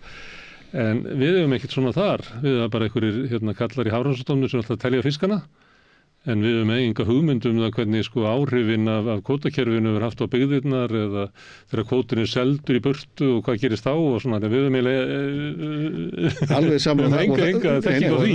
Þess vegna sé ég líka Þannig kannski erum við bara ekkert góð í þessu að draga saman svona þekkingu til þess að búa okkur undir það að geta tekið réttar ákvarðanir. Við getum alveg sagt það, við getum verið miklu betri. Og við verðum líka miklu betri ef við vinnum saman. Ef við svona losum okkur aðeins við þessa sem mér finnst vera hérna og ég er búin að því ég var alltaf bjóð 27 ára erlendis áður en ég kom heim. Sér hagsmunagæsla hérna, hún er rosaleg og hún er það mikil. Hún þvælist fyrir. Hún kemur í veg fyrir eðlilega framfarir á mörgum sviðum. Og við erum að losa okkur einhvern veginn úr þessum viðjum og geta að fara að vinna meira saman. Við erum eitt samfélag og þó svo að menn sé alltaf að tala um samkeppni og annað, þá er líka samvinna er mikilvægar heldur en samkeppnin, að mínum mati. Þetta að tala um sérhagsmuni þá að það séu ykkur sem að hafa hagað í að túlka þetta með tiltökum hætti eða er þetta að tala um að oft eru svona út með ólíka stofnanir eins og varst að lýsa á þann og að það sömuleyti stundum finnst mann að vera næstu svona mannlegt að fólk vil svona frekar svona slást svolítið í jafnstöðu slást við þá sem eru á svona í samkeppni það hver hefur athyglina frekar heldur að vinna saman. Til dæmis ef þú ert að reka fyrirtæki að þá er meiri ágreiningur á milli allra deildarstjórana heldur en kannski hópsins við samkynningsaðilann hann út í bæ Já. Það er svona, fólk fer oft í samkeppni við þann sem er í svona jafnstöðu við sig. Þetta þannig að það sé kýtingur á milli háskólans og veðurstofunar og... Já, og svo innan háskólans og innan jarðvísinda og ég skil alveg menn, sko, þú veist, það er bara eðlokar að hugsa dálítið um okkur sjálf. Það er bara hluti af því að vera manneskja. En sko, ef að hagsmunagæslan, sem þú ert að passa upp á þitt, en ef það verður til þess að þú ert að fara að stoppa aðra í þeirra eðlilegu framrás eða hindra þróun bæði fagsins eða annar í kringu þig, þá er hann ekki að gera neitt gagn. Svona er í stjórnsýslan og svona er bara mörg af okkar kerfum sem eru minna föst í svona bara lás. Já, og því miður, þá er það þannig og sem sagt, það er nú frasi sem er notað alltaf mikið innan háskólans, kannski hugsanlega fleiri stöðum innan stjórnsýslukerfis Íslands, að það er hefð fyrir þessu. Og þú veist, þó svo að hefðin fari gegn reglum háskólans, þá vegur hefðin meira heldur en reglurnar. Þetta finnst mér náttúrulega, við þetta galið, sko. Heldur við sem verri í þessu heldur en að því þú sagðir að það hefur búið 27 ára erlendis, erum við verri í þessu? Við erum verri, að mínum mati, já. Og við einhvern veginn verðum við að komast upp úr þessu. Þetta er dálítið svona skotgrafa dæmi og það er bara ónýttu kultúr sem að tefur fyrir og skemmir. Já, þetta er ekki að gera okkur gagn og hver og einn er að taka eins mikið til síni sem hann mögulega getur og passa upp á sitt og að hinni fá ekki þetta og hinni fá ekki hitt og það er orðið þannig að það fara að reyna að upphefja sjálfan sig með því að koma í veg fyrir að aðrir geti gert eitthvað. Það finnst mér mjög erfitt að horfa upp á. Herra Þorvaldur, þú fórst í jarðfræðina til þess að geta verið úti. Já. Ég sé þig þegar þú kemur hingað inn og svona, þá ertu eins og sett fótafúin. Ég er fótafúin, já, mjög minn orðið þreytt. Þú orðið þreytt. Ertu hættur að geta verið svona... Ég er ekki hlaupandi upp með fjöllin eins og ég gerði í ráðu fyrir, en ég fennur samt sem það var á fjöll, læt mig hafa það. Og svo náttúrulega maður bara að reyna að vinna í því að styrkja liðina eða vöðvan í kringum liðina, þannig að maður fái meiri aðstóð, sko, en þetta tekur allt sinn tíma. Þegar maður eldist að þá breytist þetta hægar, sko. Þú getur ekki gert það sama og áður? Nei, það er langt í frá, sko, en maður er svona, ég er nú ekki búin að gefast upp ennþá allavega. Og það er það besta sem ég gerir að komast upp á hálendi, sko. Það er bara, mér ær og kýr er hálendi Ísland, það er bara, maður núllstillir sig þar, sko. En þú ert komin svona í seinni hálfleik sem fræðimaður og þá oft er það sem að menn gera oft svona að því að það sem að gerist náttúrulega hleðst upp svona þekking og reynsla og þá eru margir sem að hafa svona þann draum að skila einhverju svona stóru yfirlitsverki. Það gefa út alveg svona þykkar bækur svona jökla eða eitthvað í lokin. Jú, ég er náttúrulega... Ertu með svona þess bók í maðurum? Já, ég er náttúrulega með hann í maðurum. Ég veit ekki hvort hún verður að veruleika. Það hefur verið gaman að skrifa náttúrulega eldgossasögu Íslands og svona herma pínlítið eftir nafna mínum Þorvaldi Thoroddsen sem skrifaði The Gesicht, þetta Íslandis vulkanir á sínu tíma og gaf út 1925. En eins og ég segi hvort að það verður að raunveruleika, það er bara tími verður að leiða það í ljós, en svo náttúrulega ég er nú ekki einn af þeim sem er að byggja minnisvarða fyrir sjálfa mig og annað, því að ég veist það er verið tímasóun, en það væri nú gaman að geta skilið eitthvað eftir þar sem að þá yngri kynslóðin geti byggt á og hjálpaði þeim að komast aðeins lengra heldur en við komumst. Þú skuldar það eiginlega, eða það væri gott að þú gerðir það, því að við byrjum að tala um svona innsæið, það var ekki nóg að vera með alla þekkinguna, heldur væri það sko innsæið og getan til lesturs sem að er persónubundin, sem að er svona einhvern veginn verður að finna okkur að leið til þess að koma einhverjum skilabóðum áfram. Jú, eitt af sem ég ofta rætt við mína nánustu kollega sem ég hef marga mjög góða kollega sem að maður getur talað við þessa hluti vítalega og opinskátt, sko, að það væri alveg nauðsynlegt að hafa einhver staðar hvort sem það er tímarit eða einhver vefsíða eða eitthvað þess að það sem að reynsluboltarnir gætu leyft sér á þetta hugandóldi reika og skrifa bara svona sín hugafóstur sem tengjast fræðunum. Og þó það sé kannski alveg galnar hugmyndir en setja það samt sem áður fram því maður veit aldrei. Svo kemur kannski einhver eftir 20-30 ára að lesa þetta og segja þetta getur alveg virkað. Þannig að það sé of þröngt að vera alltaf með þetta á svona ritrýndu svæði þar sem er alltaf verið að skamma þig ef þú ferð eitthvað út á brautinni. Já, þú kemst ekkert með svona hluti þangað sko. Þannig það væri mjög gott að hafa það bara, þetta væri þá bara vel skilgreint og og menn átt að sjá því að þetta er ekki ritrýnt, þetta eru bara hugar fóstur þessara einstaklinga sem innsæis og list hluti vísindana. Já, það væri sem hluti af hugsunum. Vegna þess að við höfum tapað alveg svakalega miklu bæði af hugmyndum og eins líka af innsæi frá okkar forverum en þeir hafði aldrei tækifært að skrifa þetta niður. Eina fólki sem veit kannski sumt af þessu er fólki sem talaði við þá.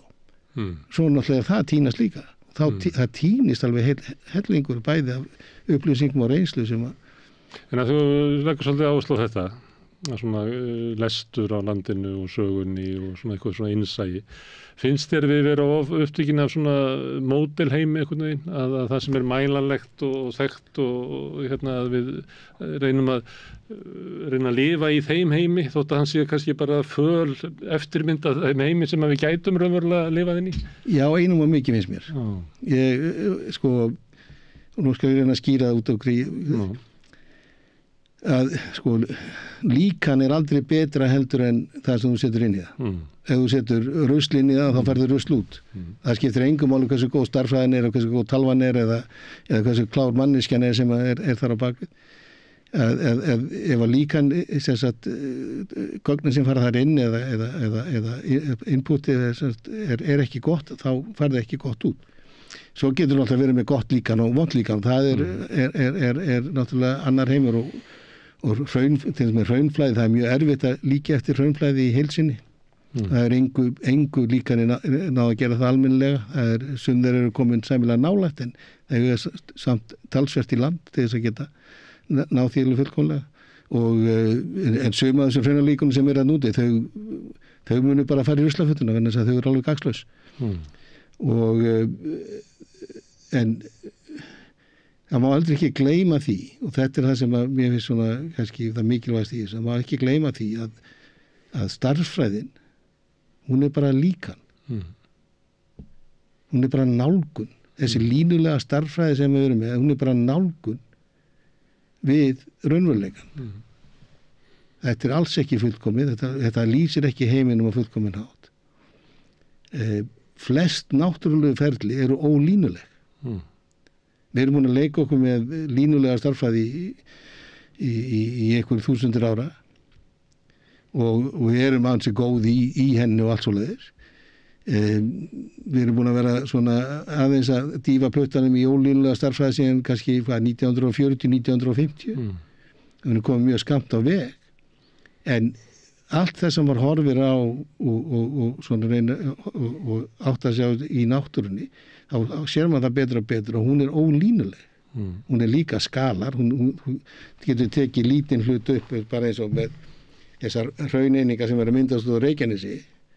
Það er að þú tekur þversnið í gegnum þessar einingar þú getur tekið þar og teygt þar og sett þar á stærri einingar sem eru í flæðibasaltsvæðum víðsvegar heim og þú fær nákvæmlega sömu mynd. Þannig að þú veist að við erum með veröld sem er þetta skala upp allavega vissu marki en það er ekki þannig að margföldunarstuðlarnir séu því sömu fyrir öll ferlin, þau getur verið mismunandi. En ef við áttum okkur á því og áttum okkur hverju margföldunarstuðlarnir eru þá gæti þetta farið svo að við getum bara farið á eitt stað mælt þykkt á hrauni þá vitum við allt gosið. Ef við kynnum það. Já, ef við kynnum það. Og þetta sést líka í lífrænaríkinu, með laufblöðum og trjámaður svona, þetta margkvæmt það allt upp einhvern veginn. En okkur hætti til þess að halda nóturnar séu músík sem ekki, af því nóturnar eru bara eins og grind. Já. Og við hættum kannski að sjá músíkina, það er svolítið hætt á þessu og ég held að það ekki líka að við óttumst eitthvað sem minnir á kaos eða óreiðu, eitthvað sem er óljóst og viljum vera að halda okkur það sem einhvern veginn lítið útskýranlegt. Felix Krull hjá Thomasi Mann, hann segir þetta einhvern veginn á þá veru að því ég var ungur þegar átti ég með að ég hefði 2 valkost í lífinu, annars verið að lifa í heimi sem væri lítill, útskýranlegur og leiðinlegur eða sem væri stór, óreiðukendur og skemmtilegur og ég kaus að lifa í þeim heimi. Þetta er svona valið á milli sem við höfum stundum. Og það er svona þessum menn kalla kaoskenningun og allt það sem í raun og veru er kannski ekki svo mikið kaos. Nei, það er bara að við erum ekki búin að ná tökum á henni, við getum ekki fyrsta hana. Ég er nú ekki lífið svo sem hræðist ekki í þessum heimi, en ég er mjög gaman að því að kynna mér ímsan hluti í þessu og eitt af því sem ég eitthvað tíma var að velta svona fyrir mér sem kallast strange attractors, svona ákveðnir punktar sem hafa mikið aðdráttarafl og menn hafa verið ofta tala áhrif þeirra á hugsanlega á ferli og annað. Þannig að þú ert með einhverja 2 svona punkta sem hafa mikið aðdráttarafl og þá er einhvers staðar milli þeirra skil sem undir áhrifum þessa en svo þessa og þú ert ákvarðan stattur á skilunum, svo gerir einhverja mælingar af einhverju að það eru alltaf óvissa háð þessu mælingu, þannig að ef óvissan færði aðeins til hliðar eða til vinstri, þá lendur þau vinstra megin við skilin og þá ferði þessa átt. En ef þú þinnum með, þá ferði hinn áttina og það getur útkoma verið alveg gjör ólík eftir hver áttu þú ferð. En samt það ger alltaf sömu mælinguna. Og það er alltaf að athúa sama hlutin, en hann getur bara að því að ef heimurinn er svona, þá getur útkoma verið allt önnur fyrir eftir bara hvar þú lendir hvorum lendir við skilin. Þannig að það er auðvitað þrist á mælinn. Já, þetta er það sem menn er að tala um sem sagt vendipunkta sem menn þetta er svipað hugmyndafræði þegar menn er að tala um að við komin á það stað þannig að það er ekki aftur snúið því þá erum við komin öðru hvorum megin við þessi mörk og við erum farin að dragast í áttina að einhverju ákveðnu hlut og við ráðum ekkert hvernig við förum þangað og hvað gerist og hvernig þetta er. Við förum inn í algjör óvissu. Og það er þetta sem menn er að tala um veðurfærið með þess að við komum að þessi vendipunktum. Ef við förum að þessi vendipunktum þá erum við komin inn á stað sem við vitum ekki hvar endar eða hvernig við förum þangað, hvert ferlið er. Það komin á óþekkta slóðir. Já. Við vitum allavega hvernig þetta funkar sem við erum í núna og að þeirleiturinn til er kannski gott að vera pínu íhalsamur og bara halda sér þar og sjá til þess að þessi umhverfi sem að halda í okkur lífi að þau séu til staðar á því formið þannig að þau geti haldið áfram að halda í okkur lífi en ekki vera að gera hluti sem er að stuðla því að eyða þeim og kippa þannig fótfestun undan okkar eigin tilveru. Þorvaldur, við erum búin að fara víða í þessu samtali. Næstu komin að tilgangi lífsins, þess að láfið. Herðu, ég þakka fyrir að koma hingað og lefum mér að spjalla þig. Bara takk fyrir mig og var gaman að þessu. Takk.